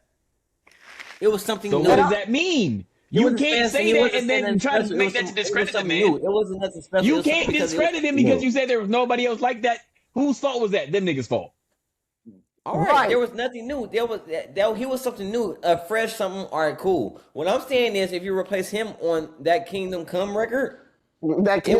It would have boosted it. It would have boosted it. I still think that was the height of when Travis Scott was really putting out his shit. Yeah. And then you got to think of it like this too. What gave when the King's Dead dropped? It dropped in 2018. And mind you, before Sicko Mode dropped in 2018. Yeah, summer of 2018. And then mind you, before that. No, it wasn't a decline. Because look, you got to think about that. He was still on the way up. Right. And then last year was in 2016. Right, and then in 2017. Come on, man. Right, and then in 20 Yes, and then in 2016. Yeah. Right, and then in 2017, he opened up for Kendrick Lamar for the Damn Tour. And then after the Damn Tour in 2018, he does the song Big Shot on the Black Panther soundtrack. And then that summer, we got Astro World. That nigga was cooking. That song still would have had the same level of impact with Travis Scott. Not going to It really was, dog. This is a losing battle. Neither one of you niggas right now, off the top of your head, can rap a Travis Scott verse. A Travis Scott verse? A Travis Scott verse? Oh fuck. Exactly. Next conversation. I'm not saying the nigga didn't make hits though. We're not saying the nigga didn't make hits though. Like I just said. Is that the criteria to go ahead and acknowledge the nigga make hits? I got to rap a whole verse. I mean, if he has notable XYZ like that, y'all should be able to spit a verse. All right. I know both of y'all can spit a future verse right now. I can't spit no future. I'm gonna give you this right now. Uzi was able to make all these kind of hits. How many niggas you know is gonna go ahead and be able to spit a Uzi verse? You could have put Uzi on that shit instead and would have got a Grammy. Uzi was definitely hot then. I'm not gonna argue that. Right. But all right, y'all let us know in them comments, man. Are y'all really looking forward to this future album? And is radio gonna stick? Steve, what's up? You ugly as hell, cuz. No, don't try to pivot that, nigga. Don't get mad because you got cooked with this. I love you, gang, but yeah, you got cooked right now. You just got cooked. I'm glad you wore a hat today, nigga. All right. Speaking of Travis Scott, since we're on this shit right now, to me, niggas might get mad at me for saying this, but I'm gonna go ahead and say it. I think Don Tolliver has. Bro, I'll hang up right now. I really believe Don Tolliver surpassed Travis Scott, because when you're looking at the last three projects, I'm not mad at that. When you're looking at the last three projects that Don Tolliver dropped leading up into Octane, they're all fucking good. But be real though. After that Astro World lawsuit and shit like that, Travis Scott. Oh yeah. That was Travis. Don Tolliver's sound kind of is the sound that is. He's the T-Pain of our era. It really is. It really is very, very well received. That nigga ugly as shit, and he's out here making his way out this bitch. You know what record I've been listening to for the last 2 weeks, cuz? What? That Don Tolliver featuring Kanye, okay. That's hard. I've been listening to that. That's hard. And a record that I've been finding myself going back to, like even off of his new album, man, fucking Tiramisu is my shit, ATM is my shit, fucking Callback to Wish. Bro, that whole fucking Octane album slaps though. But like when you're looking at the projects before 2024, Hearthstone, Psycho, and then the Love Sick, when he dropped that in 23, the track that he did with Uncle Charlie, it's like, this nigga, he got something. And then even with his second project, I think for me, with his second project, that really started us to pay attention to him when he had dropped Heaven or Hell in 2020. Like when he dropped Heaven or Hell in 2020, that's when we was like, oh, this nigga might be around for a minute. And like when you're looking at each project, he's getting better and better and better and just going up. That's why that's why I feel like this nigga surpassed Travis Scott. He really did. Don Tolliver has not missed with anything. I mean, and he hasn't missed with anything. He hasn't. I don't think he has a decline anytime I'm trying soon. to keep my bitch away from him. She cannot go to his concerts. She gonna listen to his music when I'm around. He coming to Vegas in a couple weeks. And my bitch can't go. None of my hoes can go. None of them cannot go. None of them. This nigga out here This nigga out here policing bitches. Hell nah. Straight the fuck up, nigga. No. Yeah. No, but even just but even just to piggyback on that, like even just like with Dro, because like to me, like even when we're looking at Travis Scott, okay, the mixtape Days Before Rodeo, fire. Rodeo is fire. Birds in the Trap was fire. And then when you get to Astroworld, I felt like he peaked at Astroworld. And then after Astroworld, when he dropped Utopia, I just felt like Utopia was 2 packs of ass. I didn't like it. Utopia is terrible. I liked Utopia. I loved it. You liked Utopia? I did. You gotta think though, man. Like Utopia was cool. I don't think it was necessarily for me, but music is subjective and shit. The same way I kind of like radio. I mean, the same way I like radio. I mean, I say kind of. Yeah. I feel like there's another thing about Don Tolliver is like he's like a breath of fresh air. When you listen to his music, it doesn't feel like that it's inspired by a certain person. Like it feel like this is something new. This is something of an artist being himself. Like the flows, the sound, the engineering he put behind it, and the writing. It's something great that you can really relate to. Like it's, you know what I'm saying? And it goes back to I said, I don't know what these melodic niggas is doing, but these melodic flow ass rappers, these niggas been showing up and showing out this year, and he's one of them. When does Don Tolliver drop his Astro World? Oh, when does Don Tolliver drop his Astro World? And I feel like he haven't yet. I really feel like he hasn't yet. He hasn't hit his peak yet, bro. But that's what I'm saying. He has to drop his Astro World. He's definitely putting out great shit and hit after hit. But now, when are you gonna hit the one that's gonna go ahead and? But here's the thing. He's peaking and he's still climbing in an era where music is declining. So it's on what we're going to respect and appreciate. No, yeah, that's a fact. Because even like to me, I feel like. And shit, it fucking worked out. And this is my opinion. Other than Baby King, him. Yeah, I feel like GNX wasn't appreciated correctly. To be 100 with you. No, yeah. Them two for King's album and this Don Tolliver, for both of them to drop first quarter and him especially dropping Octane first quarter, and we're in the summer now and niggas is still slapping Octane, that says a lot. That says a fucking lot. Cause I was just all like, and I kept telling people for some strange reason, it was like the more I kept listening to Octane, the quality and the replay value is getting better and better. Shit, it's hitting right now in the summer. You know, that's one person that I would put in that lane that I say that would give him a run for his money that might be better, but does not have the backing as him. Who? I'll give both y'all one guess. Fuck y'all. Tizo touchdown. Oh, Tizo touchdown? I do like Tizo. I'm not mad at that. I'm not mad at that. He just don't have the backing for Tizo. Tizo touchdown, like he's one of the ones that doesn't have that backing. You know what I'm saying? I think that he's one person that's in that area. You know what? Actually, is that like I don't know if Tizo capitalizes on some of the moments he gets as much. Yeah, that's a fact. No, I agree with that. I say like sometimes that's on you know, the labor with the bread you have to put behind what you got going on. Politics is more than what you are as a musician these days. You know what I'm saying? Because he has a very unique sound. 1,000%. He also has getting on like a lot of knives, like shit. He's been featured on some of Tyler's shit. Yeah. Like, that's a fact. If you listen to the lyricism, the concepts of his records, he's special. He's very special. Oh no, yeah, Tizo is. I feel like Tizo and Don Tolliver should do a joint album. Oh, and go on tour. That would go fucking crazy. That would go crazy. Both of them niggas from Texas. That definitely would go crazy. No, yeah, that definitely would go crazy though. But yeah, I just feel like right now, I really firmly believe this nigga surpassed Travis Scott. And I feel like where they are currently, just because he's still ascending and Travis is on his decline. But look, Don Tolliver focused on music.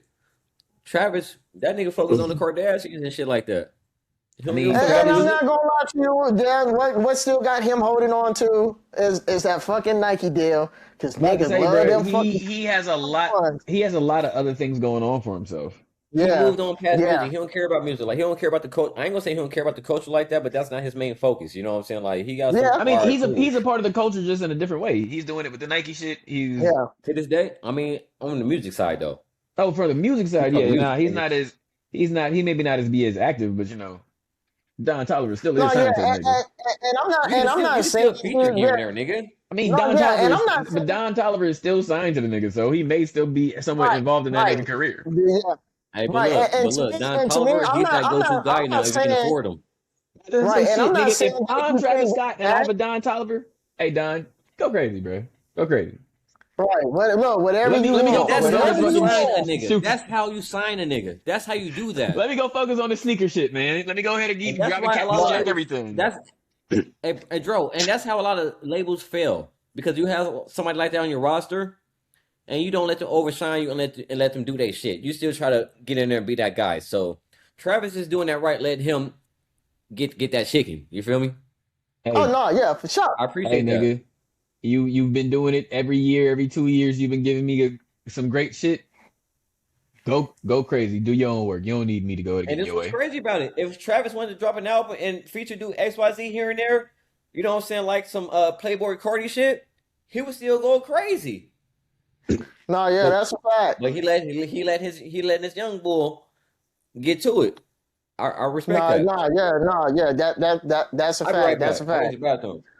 No, you good. We gonna cook though, but y'all let us know in them comments. Do y'all feel like Don Tolliver has officially passed Travis Scott? Because I really want to know that because I firmly believe it. I feel like not my bad. I feel like Dom has really taken that spot from Travis in regards of this music and everything. But the next one though, man, I didn't see this coming in 2026, which is a shocker. But I'm all like, hey, it is what it is. The fucking relaunch of motherfucking Uptown Records. Because I guess they just celebrated their 40th year anniversary. And I guess under Republic Collective, they decided to bring it back with a new president, Danielle Price Sanders.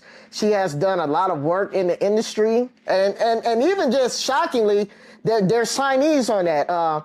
Signing G Herbo, Young Miami, and even the joint venture that they got from Trap Dickey, because Trap Dickey just recently signed to TDE too, and shout them out because for some strange reason, TDE makes sure them niggas get another side deal outside of them, which I think is fucking dope.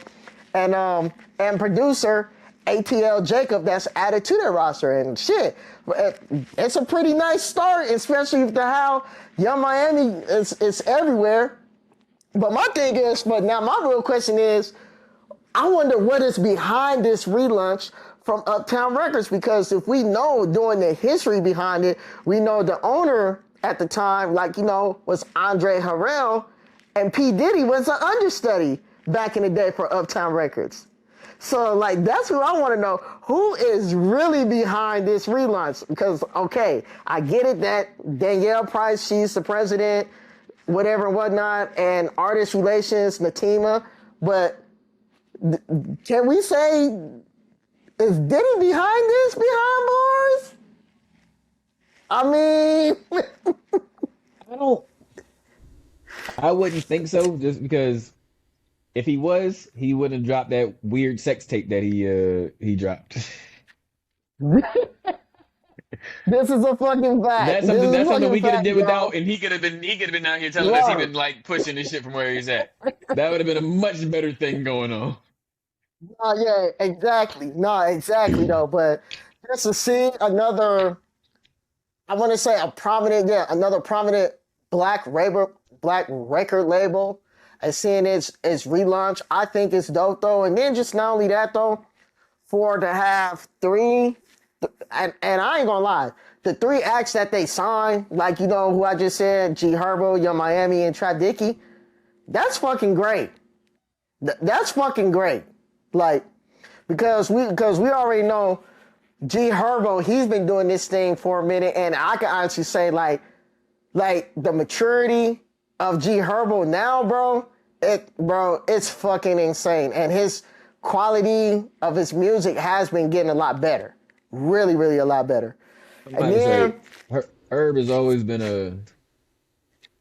had his own like following, but then like yes.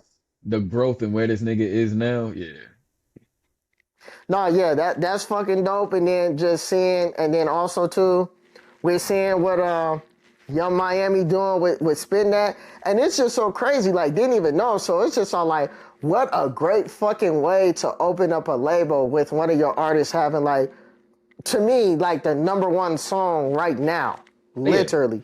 I don't think like again. It's only June, but I don't think anybody got shit that's gonna go ahead and surpass what Spin That is. So, right, no, yeah, exactly. And then seeing like what Top Dog and Punch did, grabbing Trap Dickey from South Carolina. So not only Trap Dickey have this thing with TDE, but also being signed to Uptown Records. I think that's dope because when you're looking at a lot of the people on the TDE rosters, he makes sure that they get deals outside of them too. Like Rayvon is with RCA. I want to say Sir is with RCA. Schoolboy Q is with Interscope. So he makes sure all of his people over there get an outside deal outside of TDE, which I think is dope. And then signing a producer to their roster, that is a great fucking move. So to me, Uptown Records, like, they really got a nice little solid four to start off with. A good strong four to start off with. You know? Whatever. All right, so look. This Pretty Ricky versus oh my god. Oh man, we're not done yet. We're not gonna get into that. Hold on. We talking about because since you went to the back, we talking about this relaunch of Uptown Records. You know what I'm saying? Yeah. That nigga sounded so disappointed. Oh, we not talking about this shit. But what I'm saying, like when me and Joe were just talking about, they signed your girl, Young Miami, it's on Uptown Records. That's a strong story. About shit, bro. Uptown Records ain't making no noise, yeah. Nigga, Miami making noise. Right. She making that noise for that record label. For Spin That shit. Nigga. Can't downplay that. Yeah, man, but I was just saying. Deal or what? No, it's a record deal. Like they signed they signed 3 artists and a producer. 3 of them. Which and it's a solid 3. Her, G Herbo, and Trap Dickey from TDE. And Trap Dickey from TDE. Yeah, and ATL Jacob as a producer. But my thing was that, like, I asked Dro, now I'm gonna ask you, being that they do that. No, look, being that they have a new president, Danielle Price, and we know the history behind Uptown Records, Andre Harrell, and remember, P. Diddy was a understudy at Uptown Records. Because remember, Diddy got his start at Uptown before he created Bad Boy. Okay. Like, you know what I'm saying? So I'm going to ask you what I asked Dro. Do you think Diddy pulling some strings from the jail cell? To what? To do what? For Uptown Records. To do what? I don't know, shit. Maybe to give him a boost or something? I said if that nigga he ain't got no money. He ain't got no money to do that, bro. He should have much rather said he was pulling those strings than dropping that sex tape. That nigga dropped that sex tape, bro. That he should have never did that if that's what he had going on. Who dropped the sex tape? Oh, you ain't never mind. He did it. Who? Did he drop the sex tape out there? I guess trying to prove he wasn't gay or something like that. Did he drop the sex tape with him with a shrimp on camera, nigga? Are you crazy? Nigga, he did, nigga. You ain't see that? He had the video. Who baby mama was that? Daphne. He had Daphne that video Jordan. of that nigga fucking. He had that video of that nigga fucking Daphne. Him over there in the corner in the little cup chair, bro. Nigga. Look, first off, that nigga was in the cup chair, nigga. First off, he thought he was recording on his phone, but he wasn't. He was recording off the porn star Sly Diggler's phone, so he never had the content to drop it. Hey, listen. No, I'm pretty sure that came out under his consent. Y'all trying to talk about that big nigga ass nigga? Okay. No, exactly. But before we close this out, though, I'm really excited for this. Hold on. But yeah, before we close out, because we got two more. But I am excited for the relaunch of the Uptown Records. So I want to ask you: did any of y'all niggas listen to Tierra rap? I did. No. I definitely did. I did. That shit is hard. That shit. She rapped her ass off. God bless she rapped No, her she ass really off. did. She was rapping her. Yeah, she was rapping her ass off. She was really rapping her ass off. She really a Philly nigga, bruh. She rapped just like a Philly nigga, bruh. No, she really does. She really did. No, she really did, and all them joints were sticking out though. But I think the one that stuck out to me the most is nigga. I fuck with Siren heavy. She was barring up and fucking Siren, like, and the flow was amazing. And then right after that, shout out to Tyler the Creator too for clearing that sample for her too. The next joint right after Siren, like that was dope though. But I love that how the album, I mean the project, which is fucking short, simple, and sweet, was just 11 to 12 songs. Like you were in and out, but it was just definitely bars, like bars upon bars. You know, as we get to talking about it, because I hate them bitch ass niggas over there at Pitchfork. They gave this shit 6.8. Pitchfork gave it a 6.8? Yes, bro. Oh man, bro, yeah, they on that shit. Terrible. That's not bad. I mean, I feel like it could have been a little bit higher. Honestly, to me, I feel like if you like rap, right? I get that shit like a real 8, bro. And that's a strong, I was thinking the same thing, a fucking 8. And then she rapped her ass off. I thoroughly enjoyed this shit. I will replay this shit a lot, bro. Wax Museum. And nigga, shout out to fucking Conductor. Conductor was a fucking mastermind. I was like, okay. Oh, these niggas, I was not expecting you two niggas to work so well together, but damn, y'all did. It worked. It fucking worked. It motherfucking worked though. So yeah, that fucking project was fucking amazing. Wax Museum, and then another one that I thoroughly enjoyed because it was very introspective. I did enjoy YG's The Gentleman's Club. I definitely enjoyed that. It was definitely a good take. Kind of like a return to form, especially after his last couple wasn't really hitting like that. Yeah, YG is definitely one of the better storytellers in hip hop currently. So better, one of the better. I didn't say. What are you trying to go here? I said currently. I didn't say ever. I'm talking about the niggas who are currently doing it. Okay, I'll give you that. No, yeah, bro. And I love a lot of the samples, and then especially the sample that I really enjoyed the most of. I loved how he flipped Eminem's "Kill You" from the Marshall Mathers, the Kudos joint. How he flipped the "Kill You" joint. I thought that was fucking clever as fuck. But if you're a real hip hop head, you're gonna catch that. Like you're really gonna catch that. And then I ain't gonna lie, I really enjoyed the joint with him and Tyler too, the little whisper joint. That shit hard. That shit is hard. I think, man, Tyler really has not been missing on his features. He hasn't. Tyler has not missed on them features, bro. Not at all. Hey, what the hell are you doing? My bad. Hey, shout out to Lace Ross anniversary. How many years it's been? 8. 8 of them things. 8 of them hoes. Yeah. Going on your background, bro. So. Right. Hey, so yeah. No, yeah, but the YG album was super dope.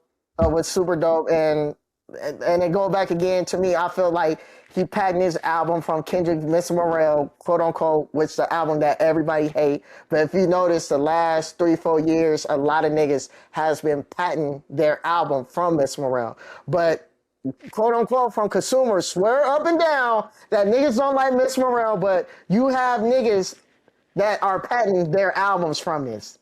Man. Like literally. Hey, first of all, I just want to say a shout out to that insecure as fuck with Absol and JID. Fire. Ooh. Yes, sir. Yes. Yes, that's why I was all like, I love this introspective. Pusha T had a great feature too. Yes, he did too. Yes, definitely.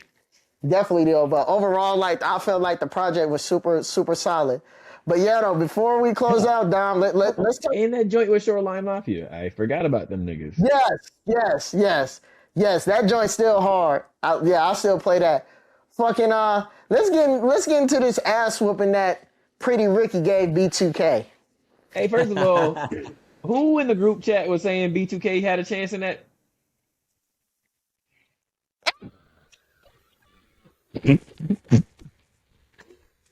I hate that we had to do it like this right here. Boy, man, I hate to say I told you so. No, I don't. It was rigged. Rigged?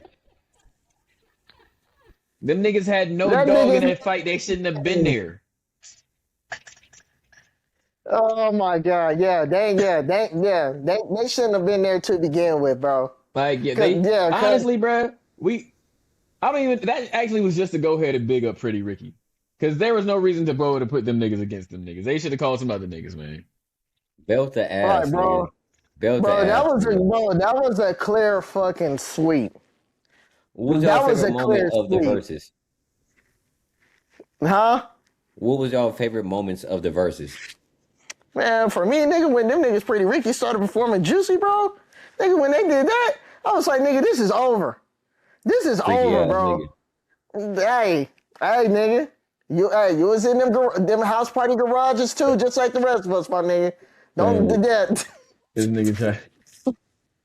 This nigga, man, yeah, bro. Cause like when you're looking at the catalog, and I think we were all watching in real time. B2K, a lot of their shit was really PG, bro. It was really fucking. Yeah. It was really fucking PG. But when Pretty Ricky, when Blue Stars came out, like towards the end of 05, nigga, B2 what? Nigga, fuck that. I mean, all Pretty Ricky. I'm not gonna lie, bro. Starting it out with Grind on Me versus Girlfriend. Yeah. Girlfriend's a great song. Again, Girlfriend was one of their better hits, and they played that shit against Grind on Me. I mean, Grind with Me, come on, bro. If that's what you're starting out with, you gotta understand how to play. Right. You gotta understand how to do a versus. All right, y'all got it. That was a bad matchup. That was fucking bad. When I saw that, I was like, oh yeah, it's about to be a long night for these niggas. Damn, nigga, can I talk? when they play a record like Grind on Me, you don't play a record like Girlfriend. You know they're gonna run around, so you play a filler. They'll play the banger at the wrong time. When they play something like that, all right, y'all got that. That was wow. Play a filler, then come back with that on a different level. They didn't play the right songs at the right time and deal with that shit. That shit, no, nah. Oh yeah, definitely, and it goes back to like what I said. What I said when we was talking in the group. Like it goes back to the song placement, kind of like what we saw with Cash Money and No Limit. Cash Money song placement was terrible. Atrocious. Terrible. And that's what happened. Like nigga, when your song placement is bad, bro, it's gonna be a long fucking night for you. It's gonna be a long fucking night for you. Bro, listen, and unfortunately, them niggas had to keep going back to Omarion to go ahead and kind of save the day for a couple singles though. Help! And still lost them rounds. Still lost them rounds. I'm just saying, bro, man. Terrible. There was no reason to put them niggas there. Hey, Jag, man. What's up with it, buddy? We got Jag on the line. Oh, what up, Jag? What's up with it, bro? Can you get on the Riverside real quick? Make sure you blur that nigga phone number, cuz. I'm gonna send it to you right now, man. We about to get up in here. Make sure you blur that nigga phone number before we go ahead and get too far. All right, bet. Hold on, man. We about to add this nigga on here real quick, bro. Hey, dog. Hey, remember this little speck of time. Make sure you blur that nigga phone number, correct? Oh, no, I got you. Add that nigga, man. No, I got it. Make sure we say that for that man got his phone number out on the internet. Yeah, bleep that out, cuz. Hey, Jack, because us all out. Like, no, cuz we out there, cuz that nigga. You want to send it? I'm going to send it. I got it right here. Oh, okay, yeah, and I just sent it to him. The right email? Yeah. Goosebumps. Hey, chill out. I did the nigga number already. Chill out. Nah, man, but yeah, bro, that was terrible for B2K, bro. Yeah, Then they was said bad. they was supposed to release an album. Well, I think we might not get it after that little ass whooping they No, took. nigga. Oh no, nigga. Oh, Marion released an album. 02, nigga. Oh, it's a Marion. Oops. Yeah.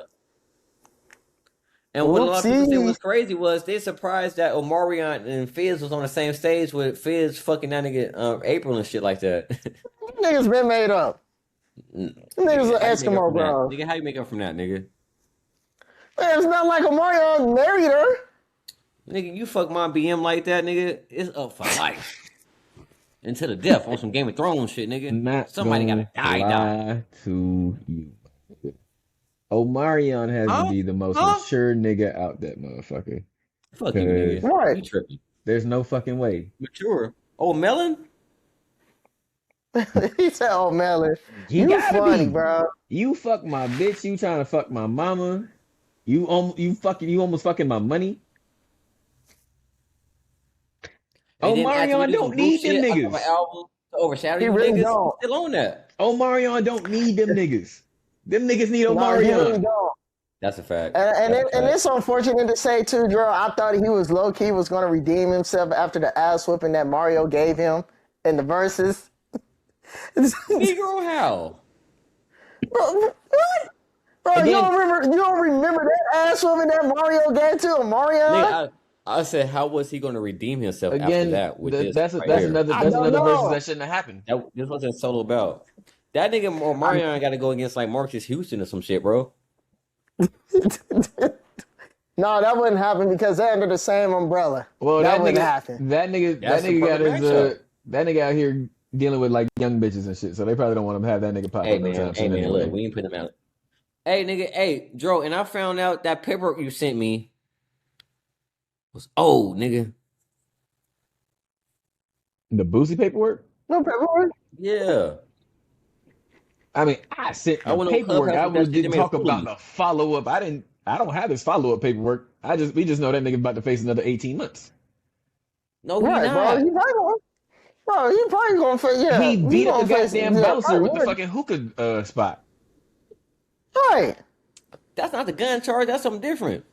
But that's also stacked stemming from the gun charge. He still is fighting that gun charge. Yeah. That gun charge ain't closed, bro. What you thought? That shit been closed, good. No. No, it's not. No. Nah, yeah, it's not. I ain't gonna lie. But, hungry, nigga? Man, I just want to say, I really enjoyed this with all of y'all. You know, we covered a lot. We definitely covered a lot. You know what I'm saying? Wait. Hold on. Am I able to share my screen on this bitch? Just show y'all someone so we can react on something? Yeah, we can. Hold on. Share screen. Yep, on God. Hold on. I want y'all to watch this video with me real quick and just react and talk about this shit. This shit funny as hell. Hold on. What you want us to? Yeah. Yeah, it's gonna be a surprise. All right. Should I share? Boom. Hold on. Window. Hold on. Cancel. Let me pull this shit up real quick. This a funny ass story. I just want y'all to see this shit. This shit funny as hell. We need clips, nigga. So I want y'all to see this shit. Hold on. Come on, bro. Now the probably gonna be looking at us like, what we doing? Look, y'all gonna love this. Y'all gonna love this shit. This shit funny as fuck. All right, boom. Boom. Videos. Boom. Boom. There you go. There it is. All right, hold on. Start. Skip. All right, pause. All right, bet. All right, let's go back to the Riverside. All right. I'm laughing just looking at the title. Okay. All right, hold on. Share screen. Boom. Share. All right, y'all ready? Can y'all see my screen? Yeah. It's not really important what you're all about. Okay.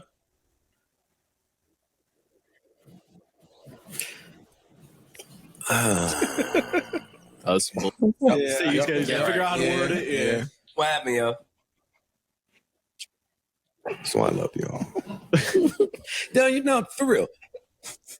You ever meet somebody that no matter what good advice you give them, They do the opposite. They just compound problem on top of problem on top of problem on top of problem. No matter what you tell them the right thing to do, and they make they make a mountain out of a molehill. They turn one problem into a million problems. You ever met somebody like that? Mm-hmm. Yes. Bunch of them. Sunday, I'm in the house minding my own business, laying in bed, crying over the Knicks. I get a phone call. I pick up. Who is it? You guessed it. My firstborn. Trey Button. My son is on the phone. I say, what's up, man? All right, so first off, what's crazy is his son Trey Button is a rapper. So think about this story, understanding that his son trying to rap. All right, y'all? And he says, Dad, I went out last night. I went to the function. And I lost my phone. Somebody stole my phone. My phone was in a book bag. And the book bag was next to me. But they stole my whole book bag. So I don't have no phone. So I said what any dad would say in that moment, which is, you didn't have pockets? Imagine being able to build an app with cuz it's in a functional legacy your name on it, just by thinking about it. You didn't have pockets? Hey, very fair question, my nigga. I'm not gonna lie to you. Wait, what you say, cuz? He said you don't have pockets? Very fair question, bro. Why don't you have pockets? Like, hold on. You in the function with a backpack, your phone is in your backpack, why is it not in your pockets? So if you didn't have any pockets, what the fuck was you wearing? Some swim shorts, nigga? Or some leggings? That's what I'm trying to figure out, but back to the story. He said, nah. I said, as an adult man, you walked out the house without pockets, that's for the hoes. Like you got fatty. That's for the bitch, nigga. If somebody steal your book bag, and your phone is in there, they got your phone, that's your Zelle, your cash app, they got your life. That's your information, they got everything. Why would you ever have, you can't have that. Yo, do me a favor, young boy. Don't go out the house no more without pockets. Mm-hmm. Especially in the era where you can wear the worst. You can wear a fanny pack. But just don't be a bitch.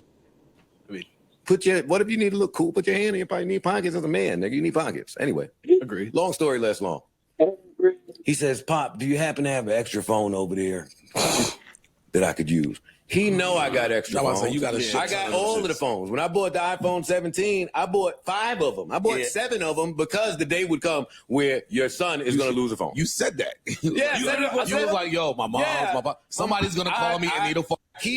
I keep phones in my thing. So he know who to call. So I say to him, yo, come right over here and get one of these phones. Because you can't be 25 without a phone.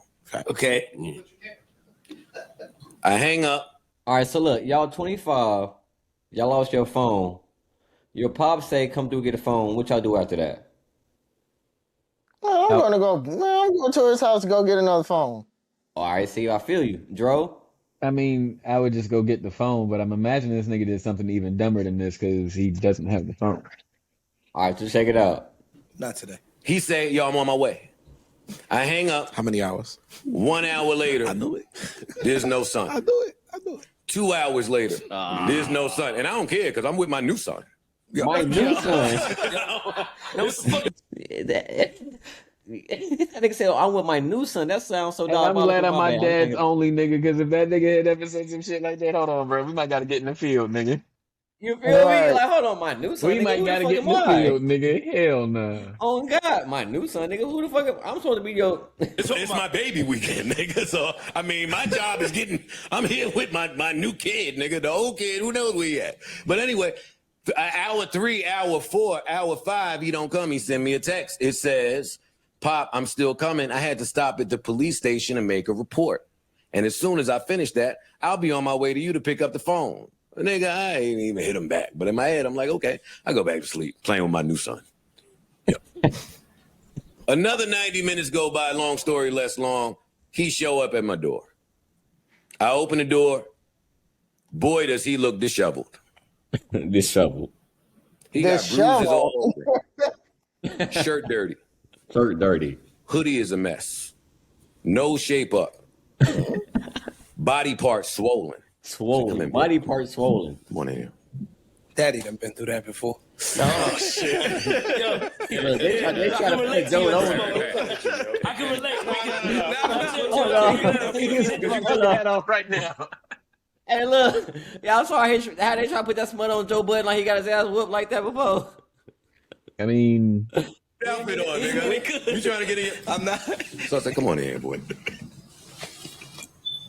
I said, "Yo, you okay?" He says, "Yeah." I said, "Yo, what happened, man?" I'm gonna slap you. Stop. He said, "Well, this is his mother's son. I'm telling y'all, His mother's son. this ain't me." He ain't claiming this. He said, "Well, when I left the police station,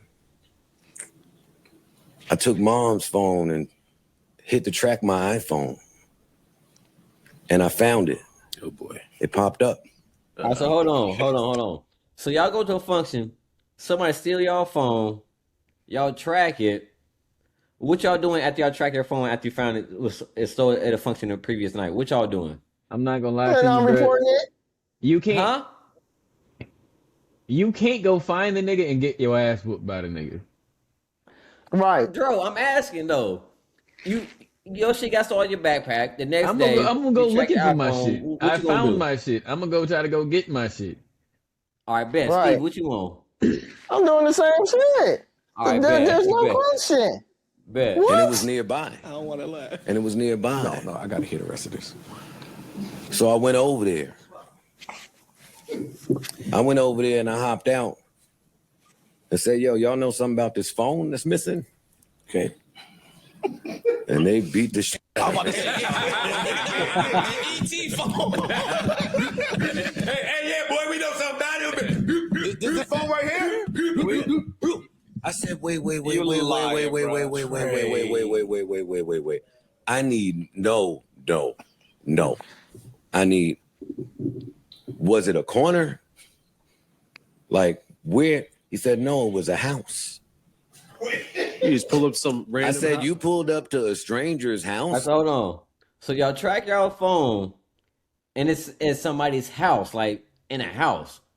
So y'all pulling up to a house and knocking on the door to get y'all phone? I'm not banging on nobody's shit because nigga, that's liable. You liable to get shot before you even get a chance to get to the phone. Right. Are you crazy? All right, Steve, Right. what you want? You track it. It's at somebody's house. What you want, Steve? Nigga, I'm calling the police, nigga. I'm not knocking at the door. You just That's left the police stupid. station, so you gonna call the boys again? Like, hey, my shit over there. What you want? Yep, and I'm gonna show them. And I'm gonna fucking show them. Come on, bro. Nigga, All right, so nigga. watch this game. I mean, I said, well, they outside. He said, I rung the bell. You want their doorbell? I said, you went to their house and rung the bell to say, hey, Y'all got my phone. do y'all know? Yo, find my iPhone, said my iPhone. I said, all right, walk me through it. So you pressed the door, they came out, you said something about the phone, and then they said what to you? Come on in and wait for it. He said, Come in and wait for it. He said, I don't know what the fuck you he talking about. he said, Skipping. I asked him about the phone, and he said, do you want the 30 or the 60? All right, hold on. So somebody asked y'all if you want the 30 or the 60. What y'all think that nigga talking about? I'm out of that bitch. Steve. Bro. Bro, I'm gone. Steve, you Bro, like, I'm hey, not bro. asking no. Steve, you like, hey man, I checked my phone here, bro. And then they was like, you want the 30 or the 60? What you saying after that, Steve? Nothing, nigga. I am gone. Why I'm gonna ask that question? But I'm look, not he doing asked for the that. 30 or 60. You know What what, do my think he nigga? mean by the 30 or the 60? I didn't even Steve? like that phone that much, bro. Don't even worry about Right. it. Steve. You been from the West like that. So a nigga say you want the 30 or the 60. What do you think that nigga mean? Bro, somebody about to get their ass whooped, bro. Are you What do you think crazy? he mean by the 30 or the 60 Bro, though? I already told you, nigga. The age that I'm at, bro, I'm not doing, nigga. I'm like what Dro said, nigga. I'm walking away, bro. I'm fucking when he walking said, do you away. want the 30 or the 60? What do you think he mean by them numbers? Bro, What do you think he mean by somebody that? about to get that again, and I'm telling you, somebody about to get their ass whooped. All right, Dro, you knock on the nigga door and he like, hey, you want the 30 or the 60? What do you think First that of nigga all, mean? I knocked at the nigga door. I'm already in the wrong, especially after I left the police station. So there really ain't too many opportunities for me to go ahead and be in the right in this situation. I gotta leave. So you at the point where you already run the door, bro. He in your face. He say you want the 30 to 60. What do you think that nigga mean once you there? Nigga, I'm finna get shot with 30 of them bitches. so listen, 30 or 60 of them things, right? Man, listen. Because then I gotta think, who else is in this nigga house? So even if I do get the better, even if I get the better of this nigga, I'm still getting shot. Y'all, watch this shit, gang. It get better. Listen. Hold on. Let me back it up. I said, excuse me. Do you want the 30 or the 60?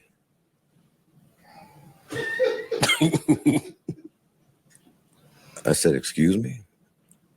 He asked me if I wanted the 30 or the 60. I'm good with context clues, so I think I knew what it meant, but I asked him. I said, what does that mean? 30 seconds of fighting. He said, do you want the 30-second fight or do you want the 60-second fight? I said, what? So you called it Steve. Steve on his phone, cuz. Did you choose? Oh, come on, bro. Huh? No, bro, I already told you. We pretty much answered what you was asking us.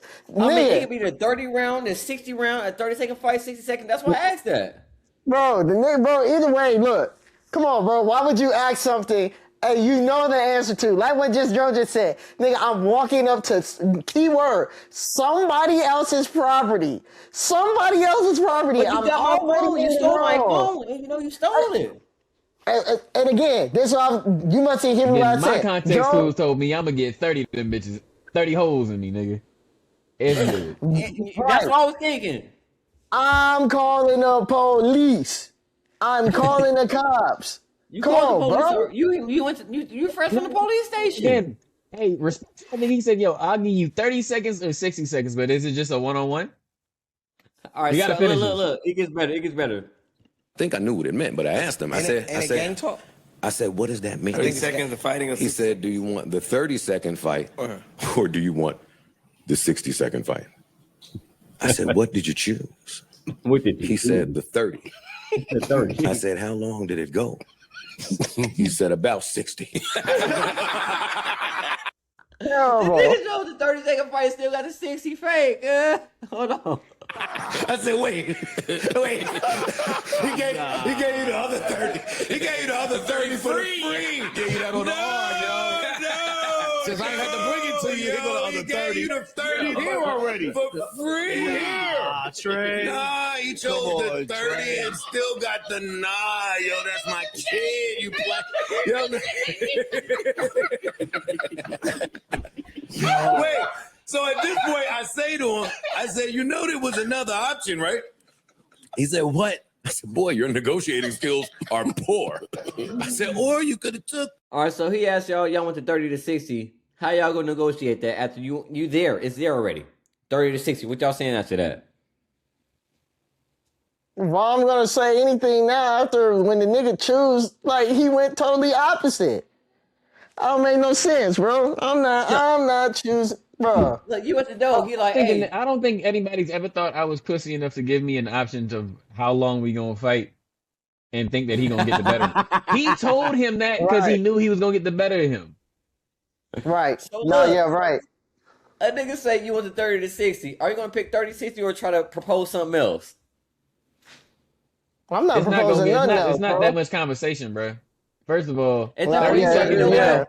If I'm not strapped, nigga, you tell me you got 30 for me, I'm not strapped, nigga, I'm not gonna be there. So look, you tell me you got 30 of them for me and I'm strapped, I might put you down first because I'm having the wrong conversations going on through my head. We're already at a different place. So look, you're not going to nigga door, hey, I heard my phone here. Boo boo wop, you want the 30 to 60. You wouldn't say some shit like, you know what, I'll take the 0. You have a good day and leave. You wouldn't do nothing like that? See, look, now you gonna argue because you putting all of these situations in here. Nigga, either way, the nigga got his ass whooped, bro. Cause you went over to some. Then, hey, first of all, my bitch ass daddy. I gotta try to whoop my bitch ass daddy because my nigga. How you gonna tell the internet I got my ass whooped? And you know Joe Budden got a pretty big following. Nigga. Not only did I get my ass whooped, I got set up for Okie Doke and got my ass whooped. No. Joe Budden's son, his name is Trey Budden, and he raps, and he has a rap career. He's trying to, and his dad is out here telling a story about. All right, let me finish it. But anywho, unfortunately, guys, we're gonna have to wrap this up, like for real, because I gotta leave. I gotta go. I really do. I gotta go. I'm sorry, my audience. I really gotta go though, but I really enjoyed this with all of us today. Like, for real, this was fucking dope. We got to the points. We talked about what we need to talk about. It was super dope, though. But you can find us on TikTok, Instagram, YouTube, Podbean. Like, share, comment, subscribe, Patreon. Tell a friend that tells a friend that tells another friend. You name it, we're fucking on it. And Jag, I'm gonna let you know, your ass better be here at the next episode, my nigga. I'm just saying though. But until then, this is your boy Skeeter Steve. Your boy Dom Julio. Your boy Dro Black. Yes, sir. Lace Rhymes, we out. All love, man. See y'all next time. Later.